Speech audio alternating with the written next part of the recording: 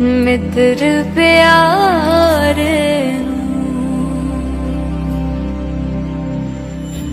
हाल मुरीदा दा कहना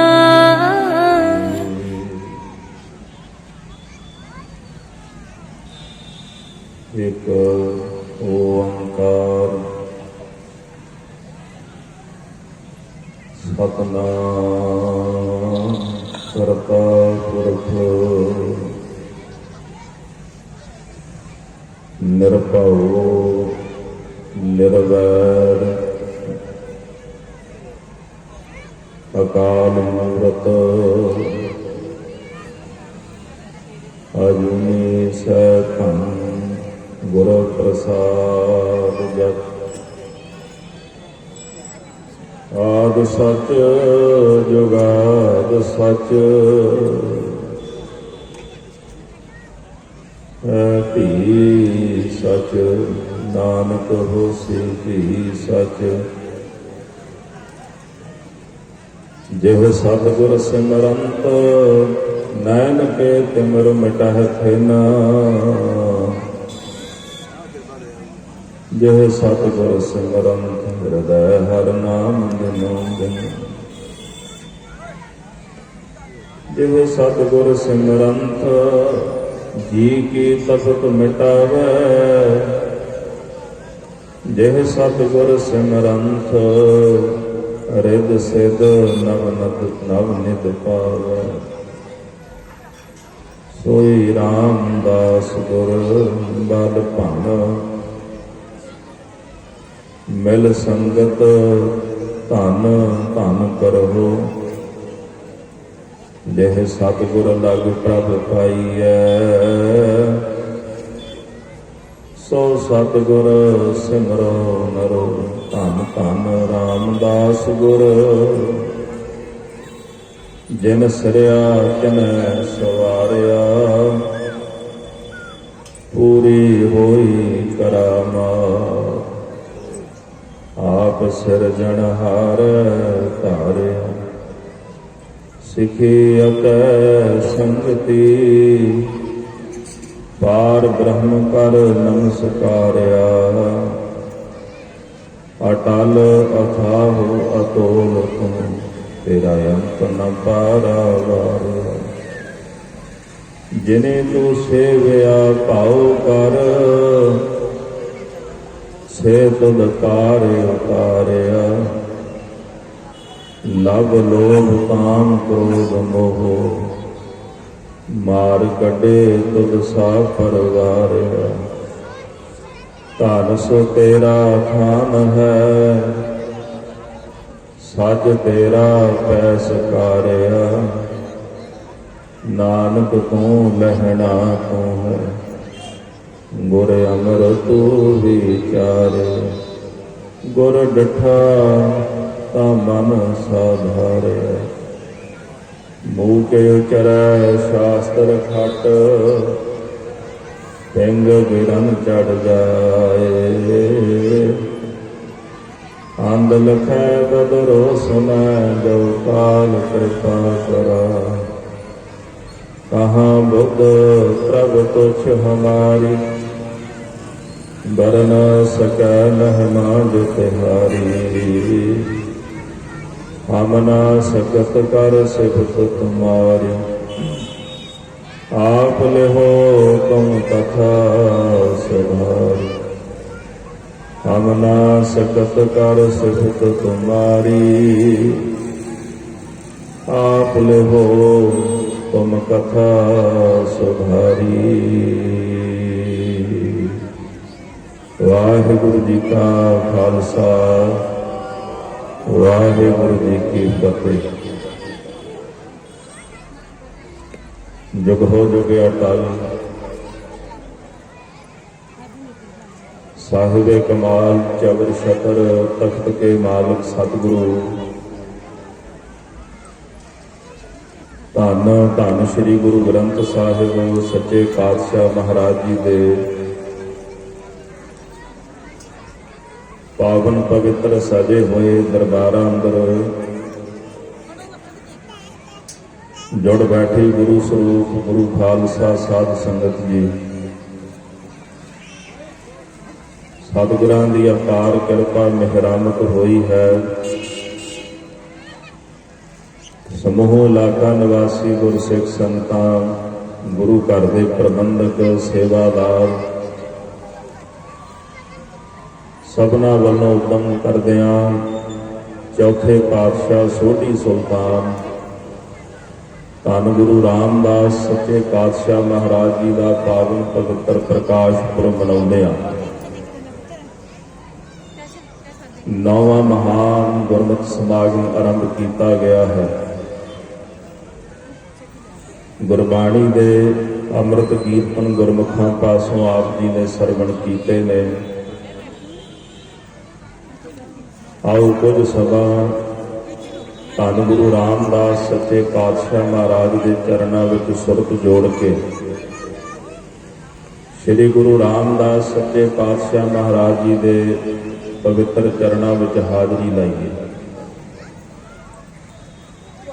ਕਥਾ ਆਰੰਭ ਕਰਨ ਤੋਂ ਪਹਿਲਾਂ ਦਾਸ ਵੱਲੋਂ ਬੇਨਤੀ ਹੈ, ਇੱਕ ਤਾਂ ਜਿਹੜੀਆਂ ਸੰਗਤਾਂ ਪੰਡਾਲ ਵਿੱਚ ਬੈਠੀਆਂ ਨੇ ਉਹਨਾਂ ਨੂੰ ਬੇਨਤੀ ਹੈ ਵੀ ਸ਼ੋਰ ਨਾ ਮਚਾਇਓ,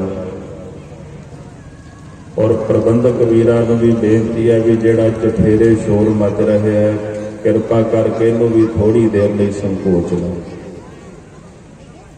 ਕਿਉਂਕਿ ਇਹਦੇ ਨਾਲ ਫਿਰ ਥੋੜਾ ਧਿਆਨ ਜਿਹੜਾ ਹੈ ਇੱਧਰ ਉੱਧਰ ਜਾਂਦਾ ਤੇ ਕਥਾ ਦੀ ਜਿਹੜੀ ਸਭ ਤੋਂ ਵੱਡੀ ਮਹਾਨ ਖਾਸੀਅਤ ਹੈ ਉਹ ਇਕਾਗਰਤਾ ਹੈ। ਜੇ ਇਕਾਗਰਤਾ ਨਹੀਂ ਹੋਵੇਗੀ ਤੇ ਕਥਾ ਦਾ ਰਸ ਨਹੀਂ ਜੇ ਬਣਦਾ। ਇਸ ਵਾਸਤੇ ਜਿੰਨੇ ਵੀ ਮਾਈ ਭਾਈ ਗੁਰਮੁਖ ਪਿਆਰੇ ਬੈਠੇ ਨੇ, ਆਓ ਸਾਰੀਆਂ ਸੰਗਤਾਂ ਕਰੋ ਗੁਰੂ ਰਾਮਦਾਸ ਮਹਾਰਾਜ ਸੱਚੇ ਪਾਤਸ਼ਾਹ ਜੀ ਨੂੰ ਚੇਤੇ, ਗੁਰਦੇਵ ਦੇ ਚਰਨਾਂ ਦਾ ਧਿਆਨ ਧਰ ਕੇ ਸ੍ਰੀ ਗੁਰੂ ਰਾਮਦਾਸ ਸੱਚੇ ਪਾਤਸ਼ਾਹ ਮਹਾਰਾਜ ਦੇ ਇਤਿਹਾਸ ਨੂੰ ਸਰਵਣ ਕਰੀਏ। ਧੰਨ ਗੁਰੂ ਗ੍ਰੰਥ ਸਾਹਿਬ ਜੀ ਮਹਾਰਾਜ ਸੱਚੇ ਪਾਤਸ਼ਾਹ ਦਾ ਫਰਮਾਨ ਹੈ, ਸਾ ਧਰਤੀ ਭਈ ਹਰਿਆਵਲੀ, ਜਿੱਥੇ ਮੇਰਾ ਸਤਿਗੁਰ ਬੈਠਾ ਹੈ। ਉਹ ਧਰਤੀ ਸ਼ੋਭਲੀਕ ਹੈ ਜਿੱਥੇ ਮੇਰੇ ਸਤਿਗੁਰੂ ਆ ਕੇ ਵਿਰਾਜਮਾਨ ਹੁੰਦੇ ਨੇ। ਉਸ ਧਰਤੀ ਨੂੰ ਭਾਗ ਲੱਗ ਜਾਂਦੇ ਨੇ। ਦੋ ਚੀਜ਼ਾਂ ਨੇ, ਇੱਕ ਧਰਤੀ ਇੱਕ ਪਾਣੀ। ਧਰਤੀ ਨੂੰ ਕੀ ਕਹਿੰਦੇ? ਅਰਥ। ਅਰਥ ਦਾ ਵੀ ਕੋਈ ਕਾਰਨ ਹੈ ਨਾ, ਬਿਜਲੀ ਦੇ ਵਿੱਚ ਕਰੰਟ ਹੁੰਦਾ, ਇੱਕ ਅਰਥ ਹੁੰਦਾ ਹੈ ਤੇ ਆਮ ਕਰਕੇ ਧਰਤੀ ਵਿੱਚੋਂ ਅਰਥ ਦਿੱਤਾ ਜਾਂਦਾ ਹੈ। ਇਹਦਾ ਕਾਰਨ ਹੈ ਕਿ ਜਿਹੜੀ ਸ਼ਕਤੀ ਹੁੰਦੀ ਹੈ, ਧਰਤੀ ਜਿਹੜੀ ਆ ਉਹ ਸ਼ਕਤੀ ਨੂੰ ਆਪਣੇ ਵਿੱਚ ਸਮਾਉਂਦੀ ਹੈ, ਇਕੱਠਾ ਕਰਦੀ ਹੈ। ਇੱਕ ਜ਼ਮੀਨ, ਧਰਤੀ, ਦੂਸਰਾ ਪਾਣੀ। ਜਿਹੜਾ ਪਾਣੀ ਹੈ ਇਹ ਵੀ ਜਿਹੜੀ ਸ਼ਕਤੀ ਹੁੰਦੀ ਹੈ ਉਹਨੂੰ ਆਪਣੇ ਵਿੱਚ ਸਮਾ ਲੈਂਦਾ ਹੈ। ਗੁਰਬਾਣੀ ਦੇ ਵਿੱਚੋਂ ਦੋਹੇ ਉਦਾਹਰਨਾਂ ਦੇ ਕੇ ਇਹ ਵਿਚਾਰ ਆਪ ਜੀ ਨਾਲ ਸਾਂਝੀ ਕਰਾਂਗਾ। ਪਹਿਲਾਂ ਧਰਤੀ ਦਾ ਜ਼ਿਕਰ ਮਹਾਰਾਜ ਨੇ ਕੀਤਾ, ਜਿੱਥਾ ਜਾਏ ਬਹਿ ਮੇਰਾ ਸਤਿਗੁਰੂ, ਸੋ ਥਾਨ ਸੁਹਾਵਾ ਰਾਮ ਰਾਜੇ। ਜਿੱਥੇ ਮੇਰੇ ਸਤਿਗੁਰੂ ਜਾ ਕੇ ਵਿਰਾਜਮਾਨ ਹੁੰਦੇ ਉਹ ਧਰਤੀ ਸ਼ੋਭਲੀਕ ਹੋ ਜਾਂਦੀ ਹੈ। ਪਾਠ ਸਾਹਿਬਾਨ ਲਿਖਦੇ ਨੇ, ਗੁਰ ਅਮਰਦਾਸ ਪਰਸੀਐ ਪੋਹਮ ਪਾਤਕ ਵਿਨਾਸ਼ੈ। ਗੁਰੂ ਅਮਰਦਾਸ ਮਹਾਰਾਜ ਜੀ ਦੇ ਜੇ ਚਰਨ ਪਰਸੀਏ ਤੇ ਜਿੱਥੇ ਗੁਰੂ ਅਮਰਦਾਸ ਸਾਹਿਬ ਜੀ ਚਰਨ ਰੱਖ ਦੇਣ ਤੇ ਧਰਤੀ ਦੇ ਪਾਪ ਵੀ ਮਿਟ ਜਾਂਦੇ। ਕੋਈ ਆਖੇ ਵੀ ਧਰਤੀ ਦਾ ਪਾਪ ਵੀ ਹੁੰਦਾ, ਧਰਤੀ ਨੇ ਕਿਹੜਾ ਪਾਪ ਕੀਤਾ? ਪਰ ਭੱਟ ਜੀ ਕਹਿੰਦੇ, ਗੁਰੇ ਅਮਰਦਾਸ ਪਰਸੀਐ ਪੋਹਮ ਪਾਤਕ ਵਿਨਾਸ਼ੈ। ਗੁਰੂ ਅਮਰਦਾਸ ਮਹਾਰਾਜ ਜਿੱਥੇ ਧਰਤੀ ਦੇ ਉੱਤੇ ਚਰਨ ਰੱਖਦੇ ਨੇ ਉਹ ਧਰਤੀ ਦੇ ਪਾਪ ਮਿਟ ਜਾਂਦੇ ਨੇ, ਉਹ ਧਰਤੀ ਸ਼ੋਭਲੀਕ ਹੋ ਜਾਂਦੀ ਹੈ। ਇੱਕ ਛੋਟਾ ਜਿਹਾ ਵਾਕਿਆ ਹੈ ਇਸ ਸੰਬੰਧ ਦੇ ਅੰਦਰ, ਤਾਂ ਕਿ ਗੱਲ ਸਮਝ ਵਿੱਚ ਪੈ ਜਾਏ। ਪਟਿਆਲੇ ਦੀ ਗੱਲ ਹੈ। ਪਟਿਆਲੇ ਜੇਲ੍ਹ ਵਿੱਚ ਨਾ ਕਿਸੇ ਨਿਹੰਗ ਸਿੰਘ ਨੂੰ ਜੇਲ੍ਹ 'ਚ ਬੰਦ ਕੀਤਾ ਗਿਆ ਤੇ ਜਿਹੜੀ ਕੋਠੜੀ ਵਿੱਚ ਬੰਦ ਕੀਤਾ ਗਿਆ ਨਾ, ਤੇ ਜਦੋਂ ਰਾਤ ਨੂੰ ਸਿੰਘ ਆਰਾਮ ਕਰਨ ਲੱਗਾ ਤੇ ਉਹਨੂੰ ਸੁਪਨਾ ਆ ਗਿਆ। ਸੁਪਨਾ ਕੀ ਆਇਆ? ਵੀ ਉਹ ਹਥਿਆਰ ਲੈ ਕੇ ਆਪਣੀ ਮਾਂ ਨੂੰ ਮਾਰਨ ਲੱਗਾ। ਅੱਖਾਂ ਖੁੱਲ ਗਈਆਂ, ਫੇਰ ਉੱਠਿਆ। ਥੋੜੀ ਦੇਰ ਬਾਅਦ ਫੇਰ ਅੱਖ ਲੱਗੀ, ਫੇਰ ਸੁਪਨਾ ਆ ਜਾਇਆ ਕਰੇ ਵੀ ਆਪਣੀ ਮਾਂ ਨੂੰ ਮਾਰਨ ਲੱਗਾ। ਸਾਰੀ ਰਾਤ ਇਸੇ ਹੀ ਜੱਦੋ-ਜਹਿਦ ਵਿੱਚ ਨਿਕਲ ਗਈ। ਜਦੋਂ ਸਵੇਰ ਹੋਈ ਤੇ ਜੇਲਰ ਨੂੰ ਸੱਦਿਆ ਤੇ ਆਖਣ ਲੱਗੇ ਵੀ ਮੈਨੂੰ ਇਹ ਦੱਸੋ ਵੀ ਮੇਰੇ ਤੋਂ ਪਹਿਲਾਂ ਇਸ ਕੋਠੜੀ ਵਿੱਚ ਕੌਣ ਸੀ? ਉਹਨੇ ਆਖਿਆ ਵੀ ਤੁਹਾਡੇ ਤੋਂ ਪਹਿਲਾਂ ਇੱਕ ਮੁਜਰਮ ਸੀ ਜਿਹਨੇ ਆਪਣੀ ਮਾਂ ਦਾ ਕਤਲ ਕੀਤਾ ਸੀ। ਕਹਿੰਦੇ ਬਸ ਇਸੇ ਕਰਕੇ ਇਹ ਧਰਤੀ ਇਦਾਂ ਦੀ ਬਣ ਗਈ, ਕਿਉਂਕਿ ਜਿਹੋ ਜਿਹਾ ਪੁਰਸ਼ ਜੈਸੀ ਧਰਤੀ ਤੇ ਬਹਿੰਦਾ ਨਾ, ਧਰਤੀ ਉਹਦੇ ਅੰਦਰ ਦੀ ਜਿਹੜੀ ਵੇਵਸ ਹੁੰਦੀ ਹੈ, ਜਿਹਨੂੰ ਆਪਾਂ ਤਰੰਗਾਂ ਕਹਿੰਦੇ ਆ, ਉਹ ਧਰਤੀ ਉਹ ਸਾਰੀਆਂ ਤਰੰਗਾਂ ਖਿੱਚ ਲੈਂਦੀ ਹੈ। ਉਹ ਕਹਿੰਦਾ ਮੇਰੀ ਬੈਰਕ ਬਦਲ ਦਿਓ ਵੀ ਮੈਂ ਨਹੀਂ ਇੱਥੇ ਰਹਿਣਾ, ਕਿਉਂਕਿ ਧਰਤੀ ਇਦਾਂ ਦੀ। ਧਰਤੀ ਦੇ ਉੱਤੇ ਜਿੱਥੇ ਪਾਪੀ ਬਹਿ ਜਾਏ, ਉਹ ਧਰਤੀ ਦਾ ਸੁਭਾਅ ਹੀ ਉਦਾਂ ਦਾ ਬਣ ਜਾਂਦਾ ਹੈ। ਇਸ ਕਰਕੇ ਭੱਟ ਜੀ ਕਹਿੰਦੇ ਗੁਰ ਅਮਰਦਾਸ ਪਰਸੀਐ ਪੋਹਮ ਪਾਤਕ ਵਿਨਾਸ਼ ਹੈ। ਗੁਰੂ ਅਮਰਦਾਸ ਸੱਚੇ ਪਾਤਸ਼ਾਹ ਜਿੱਥੇ ਚਰਨ ਰੱਖਦੇ ਨੇ, ਧਰਤੀ ਦੇ ਪਾਪ ਹੀ ਮਿਟ ਜਾਂਦੇ ਨੇ। ਸਾ ਧਰਤੀ ਭਈ ਹਰਿਆਵਲੀ, ਜਿੱਥੇ ਮੇਰਾ ਸਤਿਗੁਰ ਬੈਠਾ ਆ, ਉਹ ਧਰਤੀ ਹਰੀ ਭਰੀ ਹੋ ਜਾਂਦੀ, ਉਹਨੂੰ ਭਾਗ ਲੱਗ ਜਾਂਦੇ ਨੇ ਜਿਸ ਧਰਤੀ ਤੇ ਮੇਰੇ ਸਤਿਗੁਰੂ ਬਿਰਾਜਮਾਨ ਹੁੰਦੇ। ਇੱਕ ਸਮਾਂ ਜਦੋਂ ਗੁਰੂ ਨਾਨਕ ਸਾਹਿਬ ਜੀ ਲਾਹੌਰ ਗਏ ਤੇ ਲਾਹੌਰ ਨੂੰ ਵੇਖ ਕੇ ਬਚਨ ਆਖਿਆ, ਲਾਹੌਰ ਸ਼ਹਿਰ ਜ਼ਹਿਰ ਕਹਿਰ ਸਵਾ ਪਹਿਰ। ਤੇ ਉਸੇ ਲਾਹੌਰ ਦੀ ਧਰਤੀ ਤੇ ਸੋਢੀ ਸੁਲਤਾਨ ਪਾਤਸ਼ਾਹ ਧੰਨ ਗੁਰੂ ਰਾਮਦਾਸ ਸੱਚੇ ਪਾਤਸ਼ਾਹ ਮਹਾਰਾਜ ਦਾ ਪ੍ਰਕਾਸ਼ ਹੋਇਆ, ਜਿਨ੍ਹਾਂ ਨੇ ਦਇਆ ਕਰਕੇ ਲਾਹੌਰ ਨਿਵਾਸੀਆਂ ਨੂੰ ਬਖਸ਼ਿਆ। ਜਿਹੜਾ ਬਚਨ ਪਹਿਲੇ ਜਾਮੇ ਵਿੱਚ ਕੀਤਾ, ਧੰਨ ਗੁਰੂ ਰਾਮਦਾਸ ਸਾਹਿਬ ਸੱਚੇ ਪਾਤਸ਼ਾਹ ਨੇ ਉਹਨਾਂ ਬਚਨਾਂ ਨੂੰ ਬਦਲ ਕੇ ਲਾਹੌਰ ਸ਼ਹਿਰ ਅੰਮ੍ਰਿਤਸਰ ਸਿਫਤੀ ਦਾ ਘਰ। ਇਹ ਬਚਨ ਮਹਾਰਾਜ ਗੁਰੂ ਰਾਮਦਾਸ ਸਾਹਿਬ ਜੀ ਨੇ ਕਹਾਏ ਗੁਰੂ ਅਮਰਦਾਸ ਸੱਚੇ ਪਾਤਸ਼ਾਹ ਜੀ ਦੀ ਰਸਨਾ ਦੇ ਵਿੱਚ। ਲਾਹੌਰ ਦੇ ਵਿੱਚ ਚੂਨਾ ਮੰਡੀ, ਇਹਨੂੰ ਚੂਨਾ ਮੰਡੀ ਤਾਂ ਕਹਿੰਦੇ ਸਨ, ਇੱਥੇ ਹੀਰੇ ਤਰਾਸ਼ੇ ਜਾਂਦੇ ਸਨ। ਤੇ ਜਿੱਥੇ ਹੀਰੇ ਤਰਾਸ਼ੇ ਜਾਂਦੇ, ਉੱਥੇ ਅਕਾਲ ਪੁਰਖ ਵਾਹਿਗੁਰੂ ਨੇ ਇੱਕ ਇਹੋ ਜਿਹਾ ਹੀਰਾ ਤਰਾਸ਼ਿਆ। ਭਾਈ ਹਰਦਾਸ ਜੀ ਤੇ ਮਾਤਾ ਦਇਆ ਕੌਰ, ਉਹਨਾਂ ਦੇ ਘਰ ਦੇ ਵਿੱਚ 1534 ਨੂੰ ਸੋਢੀ ਸੁਲਤਾਨ ਪਾਤਸ਼ਾਹ ਗੁਰੂ ਰਾਮਦਾਸ ਸਾਹਿਬ ਜੀ ਨੇ ਪ੍ਰਕਾਸ਼ ਧਾਰਿਆ। ਸਤਿਗੁਰਾਂ ਦਾ ਆਗਮਨ ਹੋਇਆ। ਮਾਤਾ ਨੂੰ ਨਹੀਂ ਸੀ ਪਤਾ ਅੱਜ ਜਿਸ ਪੁੱਤਰ ਨੇ ਸਾਡੇ ਘਰ ਦੇ ਵਿੱਚ ਜਨਮ ਲਿਆ, ਜਿਸ ਪੁੱਤਰ ਦਾ ਆਗਮਨ ਹੋਇਆ, ਦੁਨੀਆ ਦੇ ਬਾਦਸ਼ਾਹ ਇਸ ਪੁੱਤਰ ਤੇ ਤਖਤ ਨੂੰ ਸਲਾਮਾ ਕਰਿਆ ਕਰਨਗੇ। ਮਾਂ ਨੂੰ ਨਹੀਂ ਸੀ ਪਤਾ। ਅੱਜ ਜਾਂਦੇ ਆ ਨਾ ਸੱਚਖੰਡ ਸ੍ਰੀ ਹਰਿਮੰਦਰ ਸਾਹਿਬ, ਦੁਨੀਆ ਭਰ ਦੇ ਬਾਦਸ਼ਾਹ ਕੀ, ਮੰਤਰੀ ਕੀ, ਦੇਸ਼ਾਂ ਦੇ ਪ੍ਰਧਾਨ ਮੰਤਰੀ ਕੀ ਗੁਰੂ ਰਾਮਦਾਸ ਸਾਹਿਬ ਦੇ ਚਰਨਾਂ ਤੇ ਸਜਦਾ ਕਰਦੇ ਨੇ। ਮਾਂ ਨੂੰ ਨਹੀਂ ਸੀ ਪਤਾ ਕਿ ਗਰੀਬ ਘਰ ਦੇ ਵਿੱਚ, ਗਰੀਬ ਘਰਾਣੇ 'ਚ ਪੈਦਾ ਹੋਣ ਵਾਲਾ ਇਹ ਬੱਚਾ ਦੁਨੀਆ ਦਾ ਇਹੋ ਜਿਹਾ ਆਲਮ ਬਾਦਸ਼ਾਹ ਬਣੇਗਾ, ਜਿਹਦੇ ਘਰ ਦੇ ਵਿੱਚ ਆ ਕੇ ਸਾਰੇ ਉਹਦੇ ਚਰਨਾਂ ਤੇ ਨਮਸਤਕ ਹੋਇਆ ਕਰਨਗੇ। ਪਰ ਕਰਤੇ ਦੀ ਕੁਦਰਤ 2 ਸਾਲਾਂ ਬਾਅਦ ਗੁਰੂ ਰਾਮਦਾਸ ਮਹਾਰਾਜ ਜੀ ਦੇ ਸਤਿਕਾਰਯੋਗ ਮਾਤਾ ਦਇਆ ਕੌਰ ਜੀ ਸੱਚਖੰਡ ਚਲੇ ਗਏ। ਮਾਂ ਦਾ ਸਾਇਆ ਸਿਰ ਤੋਂ ਉਤਰ ਗਿਆ। ਪਿਤਾ ਭਾਈ ਹਰਦਾਸ ਜੀ ਬੱਚੇ ਨੂੰ ਪਾਲਦੇ ਸੰਭਾਲਦੇ ਨੇ, ਪਰ ਜਦੋਂ 7 ਸਾਲ ਦੀ ਉਮਰ ਹੋਈ ਤੇ 7 ਸਾਲ ਦੀ ਉਮਰ ਦੇ ਵਿੱਚ ਭਾਈ ਹਰਦਾਸ ਜੀ ਵੀ ਸੱਚਖੰਡ ਚਲੇ ਗਏ। ਮਾਤਾ ਪਿਤਾ ਦਾ ਸਾਇਆ ਸਿਰ ਤੋਂ ਉੱਠ ਗਿਆ। ਬਾਸਰ ਕੇ ਨਗਰ ਗੁਰੂ ਰਾਮਦਾਸ ਮਹਾਰਾਜ ਜੀ ਦਾ ਨਾਨਕਾ ਪਰਿਵਾਰ ਰਹਿੰਦਾ ਸੀ ਤੇ ਨਾਨੀ ਜੀ ਚੱਲ ਕੇ ਲਾਹੌਰ ਆਏ ਤੇ ਕੁਝ ਸਮਾਂ ਉਹਨਾਂ ਉੱਥੇ ਬਤੀਤ ਕੀਤਾ। ਆਖਿਆ ਪੁੱਤਰ ਕੋਈ ਕੰਮ ਧੰਦਾ ਕਰ। ਨਾਨੀ ਨੇ ਕੀ ਕੀਤਾ ਵੀ ਘੁੰਗਣੀਆਂ ਉਬਾਲ ਕੇ ਦੇਣੀਆਂ, ਜਾ ਪੁੱਤਰ ਜਾ ਕੇ ਬਾਜ਼ਾਰ ਵਿੱਚ ਘੁੰਗਣੀਆਂ ਵੇਚ ਕੇ ਆ, ਜਿਹਦੇ ਨਾਲ ਸਾਡਾ ਖਰਚਾ ਚੱਲ ਜਾਏ। ਭਾਈ ਜੇਠਾ ਜੀ ਸਵੇਰੇ ਘੁੰਗਣੀਆਂ ਦੀ ਪਰਾਤ ਲੈ ਕੇ ਤੁਰਦੇ ਨੇ। ਸਾਰਾ ਦਿਨ ਘੁੰਗਣੀਆਂ ਵੇਚਦੇ, ਆਵਾਜ਼ਾਂ ਮਾਰਦੇ, ਘੁੰਗਣੀਆਂ ਲੈ ਲਓ ਤੇ ਜਿਤਨੀ ਮਾਇਆ ਖਟਣੀ ਲਿਆ ਕੇ ਸ਼ਾਮ ਨੂੰ ਆਪਣੀ ਨਾਨੀ ਨੂੰ ਦੇ ਦਿੰਦੇ। ਇੱਕ ਦਿਨ ਇੱਕ ਘਟਨਾ ਵਾਪਰੀ। ਇਤਿਹਾਸਕਾਰ ਕਹਿੰਦੇ ਕਿ ਜਦੋਂ ਘੁੰਗਣੀਆਂ ਵੇਚ ਰਹੇ ਸਨ ਤੇ ਇੱਕ ਸਾਧੂ ਮਿਲਿਆ। ਉਹਨੇ ਆਖਿਆ, ਭਾਈ ਜੇਠਾ ਜੀ, ਇਹ ਬਚਪਨ ਦਾ ਨਾਮ ਹੈ ਗੁਰੂ ਰਾਮਦਾਸ ਮਹਾਰਾਜ ਜੀ ਦਾ। ਜੇਠਾ ਤਾਂ ਕਹਿੰਦੇ ਸਨ ਕਿਉਂਕਿ ਪਹਿਲੇ ਪੁੱਤਰ ਵੱਡੇ ਪੁੱਤਰ ਸਨ ਘਰ ਦੇ ਵਿੱਚ। ਕਹਿੰਦਾ, ਭਾਈ ਜੇਠਾ ਜੀ, ਮੈਨੂੰ ਘੁੰਗਣੀਆਂ ਦੇ, ਬੜੀ ਭੁੱਖ ਲੱਗੀ। ਕਹਿੰਦੇ ਇੱਕ ਮੁੱਠ ਭਰ ਕੇ ਦੇ ਦਿੱਤੀ। ਉਹਨੇ ਆਖਿਆ ਵੀ ਇਹਦੇ ਨਾਲ ਨਹੀਂ ਕੁਝ ਬਣਨਾ। ਫਿਰ ਭਾਈ ਜੇਠਾ ਜੀ ਨੇ ਦੂਜੀ ਮੁੱਠ ਭਰੀ, ਲਓ ਹੋਰ ਲੈ ਲਓ। ਕਹਿੰਦਾ ਇਹਦੇ ਨਾਲ ਵੀ ਕੁਝ ਨਹੀਂ ਬਣਨਾ। ਕਹਿੰਦੇ ਫਿਰ ਏਦਾਂ ਕਰੋ ਵੀ ਝੋਲੀ ਕਰੋ। ਉਹ ਸਾਧੂ ਨੇ ਜਦੋਂ ਝੋਲੀ ਕੀਤੀ ਨਾ ਤੇ ਸਾਰੀ ਪਰਾਤ ਹੀ ਉਲਟਾ ਦਿੱਤੀ। ਆਖਦੇ ਵੀ ਸ਼ਾਇਦ ਇਹਦੇ ਨਾਲ ਰਜੇਵਾ ਹੋ ਜਾਏ, ਵੀ ਮੇਰੇ ਕੋਲ ਤਾਂ ਇਹਦੀਆਂ ਕੀ ਨੇ।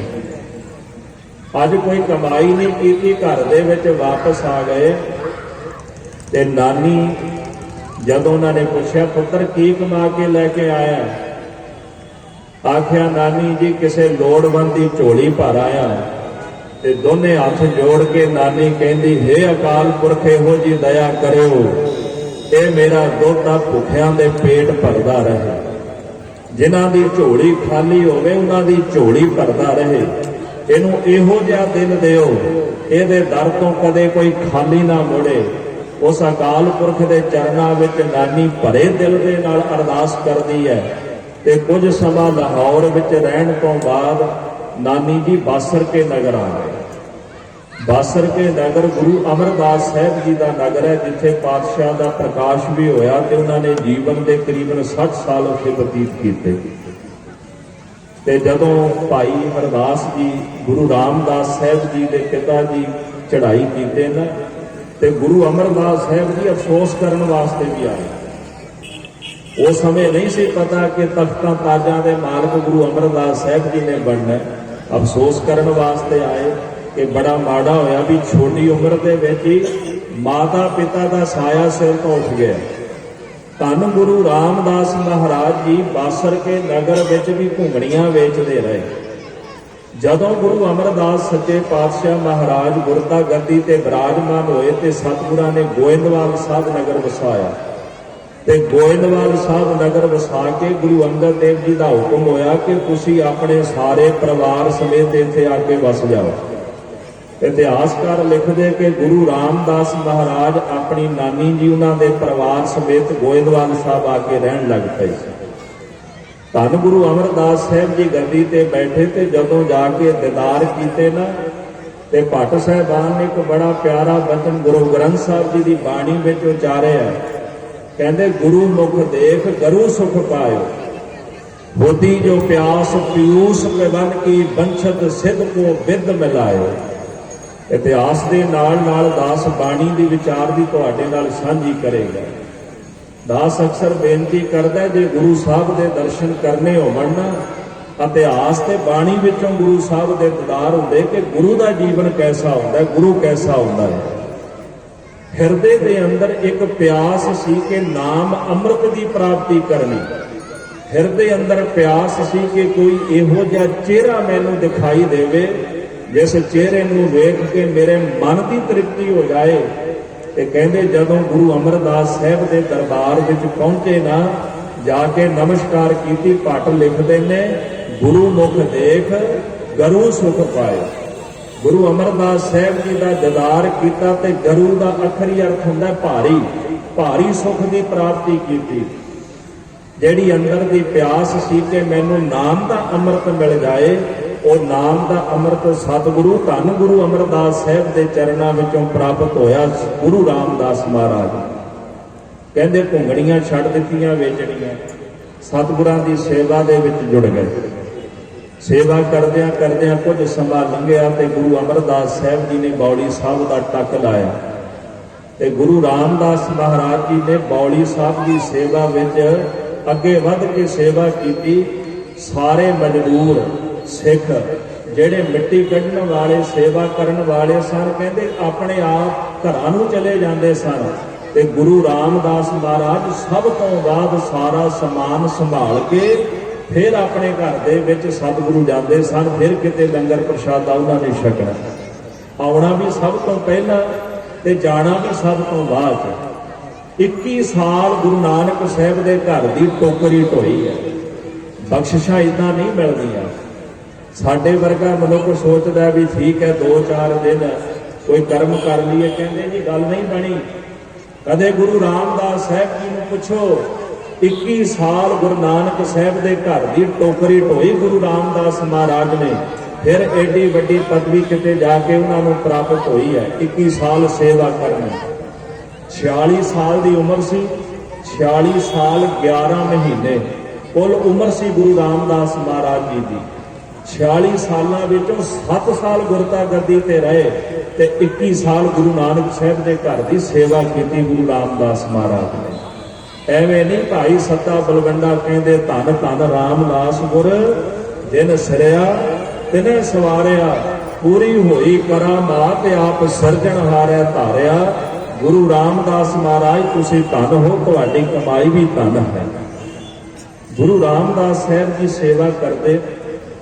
सेवा करदियां एक दिन सत्कारयोग माता मनसा जी गुरु अमरदास साहब जी के महल उन्होंने घरों आके कहन लगे, सतगुरु जी वो जी छोटी बेटी है ना बीबी भानी जी, हुण वो वड्डे हो गए।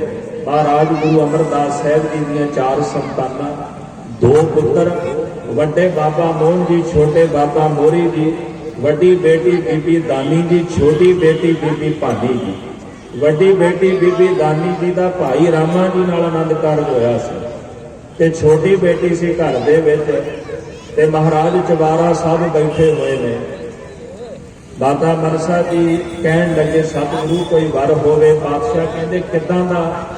कहंदे सामने उन्हां गुरु रामदास महाराज टोकरी चुकी आउंदे सन, कहंदे इदां दा वर होवे। ते गुरु अमरदास साहब जी कहंदे फिर इहदे जिहा ते फिर यही है, ਇਹਦੇ समान होर कोई दूसरा नहीं। सतगुरां ने बुलाया, ये नहीं पूछया पुत्र तेरी जमीन जायदाद किन्नी है, तू किन्नी कमाया कमा लेना है, किन्ना क धन कमा लेना है, तेरा खानदान की है, ये नहीं पूछया। केवल अंदर दे गुण वेखे, अंदर दा प्रेम वेख्या। ते गुरु अमरदास साहब जी ने अपनी बेटी की शादी भाई जेठा साहब धन गुरु रामदास महाराज नाल कीती। दोने जाने हाथ जोड़ के महाराज के चरणों च खलो गए। बीबी भानी जी कहते, पिता जी जदों बेटी ब्याही जाती है ना ते पिता अपनी बेटी को कपड़े देंदा है, गहने देंदा है, घर दे बर्तन वास्ते भांडे देंदा है।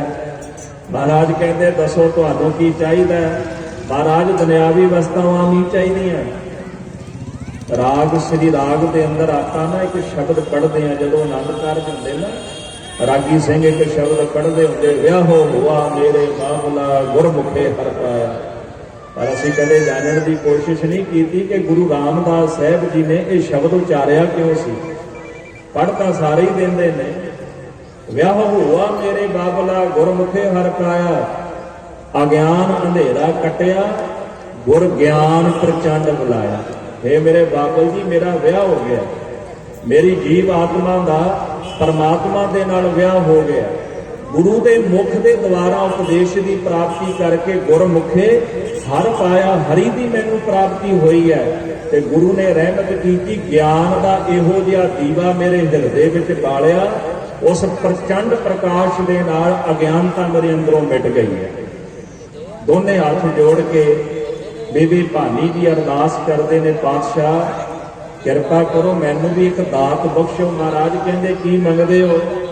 ऐसे ही शब्द का सद संगत जी एक बंद है, विआहो हुआ मेरे बाबला गुरमुखे हर पाया। एक बंद छड़ के उस तो अगला बंद।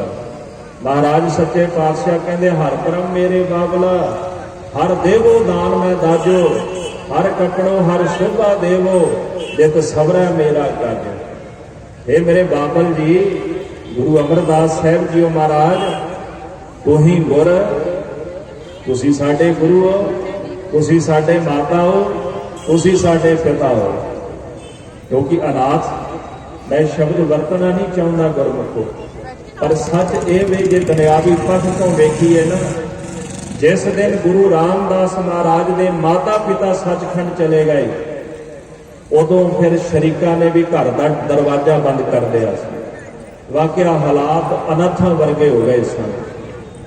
जिस दिन गुरु अमरदास साहब जी का पल्ला पकड़िया ते अरदास करते ने, सतगुरु तुसी ही मेरी मां, तुसी मेरे पिता हो, तुसी रहमता करके मैनू पालिया ते तुहाडे चरनां विचों बाबल जी मैं दात मंगदा, मैनू दाज दे दिओ, पर वो दाज मैनू तेरे नाम दा चाहीदा है। हर कपड़ो हर शोभा देवो, जित सबरै मेरा काजो, किरपा करके हरि दे नाम दा कपड़ा मैनू बख्श दिओ। कपड़े दा काम की हुंदा है? शरीर ढकना। बंदे दी इज्जत कपड़ा ढकदा है। ते सतगुरु जी के चरणों विचों गुरु रामदास महाराज ते बीबी भानी जी कपड़ा मंगते हैं नाम दा वस्त्र दिओ महाराज, ताकि लोक ते परलोक विच साडी पत रह जाए। बाणी का एक वचन आउंदा है जी, प्रेम पटोला तै सह दिता, ढगण तू पत मेरी, दाना बीना साई मैंडा, नानक सार ना जाना तेरी। हे मेरे सतगुरु तुसी मैनू प्रेम का पटोला दिता। अजकल तो साडे लोगों ने शब्दों का बिगाड़ ही कर दिता है ना। पटोला पता किहनूं कहंदे? अज भी तुसी राजस्थान चले जाओ, जिहड़ा दुल्हन नूं बच्ची नूं विआह वेले वस्त्र पहनाया जाता ना गूढ़े रंग का, उहनूं पटोला कहंदे ने। वो वस्त्र पटोला होंदा है जिहड़ा विआह वेले शादी वेले पहनिया जाता है, लाल रंग का। ते सतगुरु अरदास करते ने, प्रेम पटोला तै सह दिता।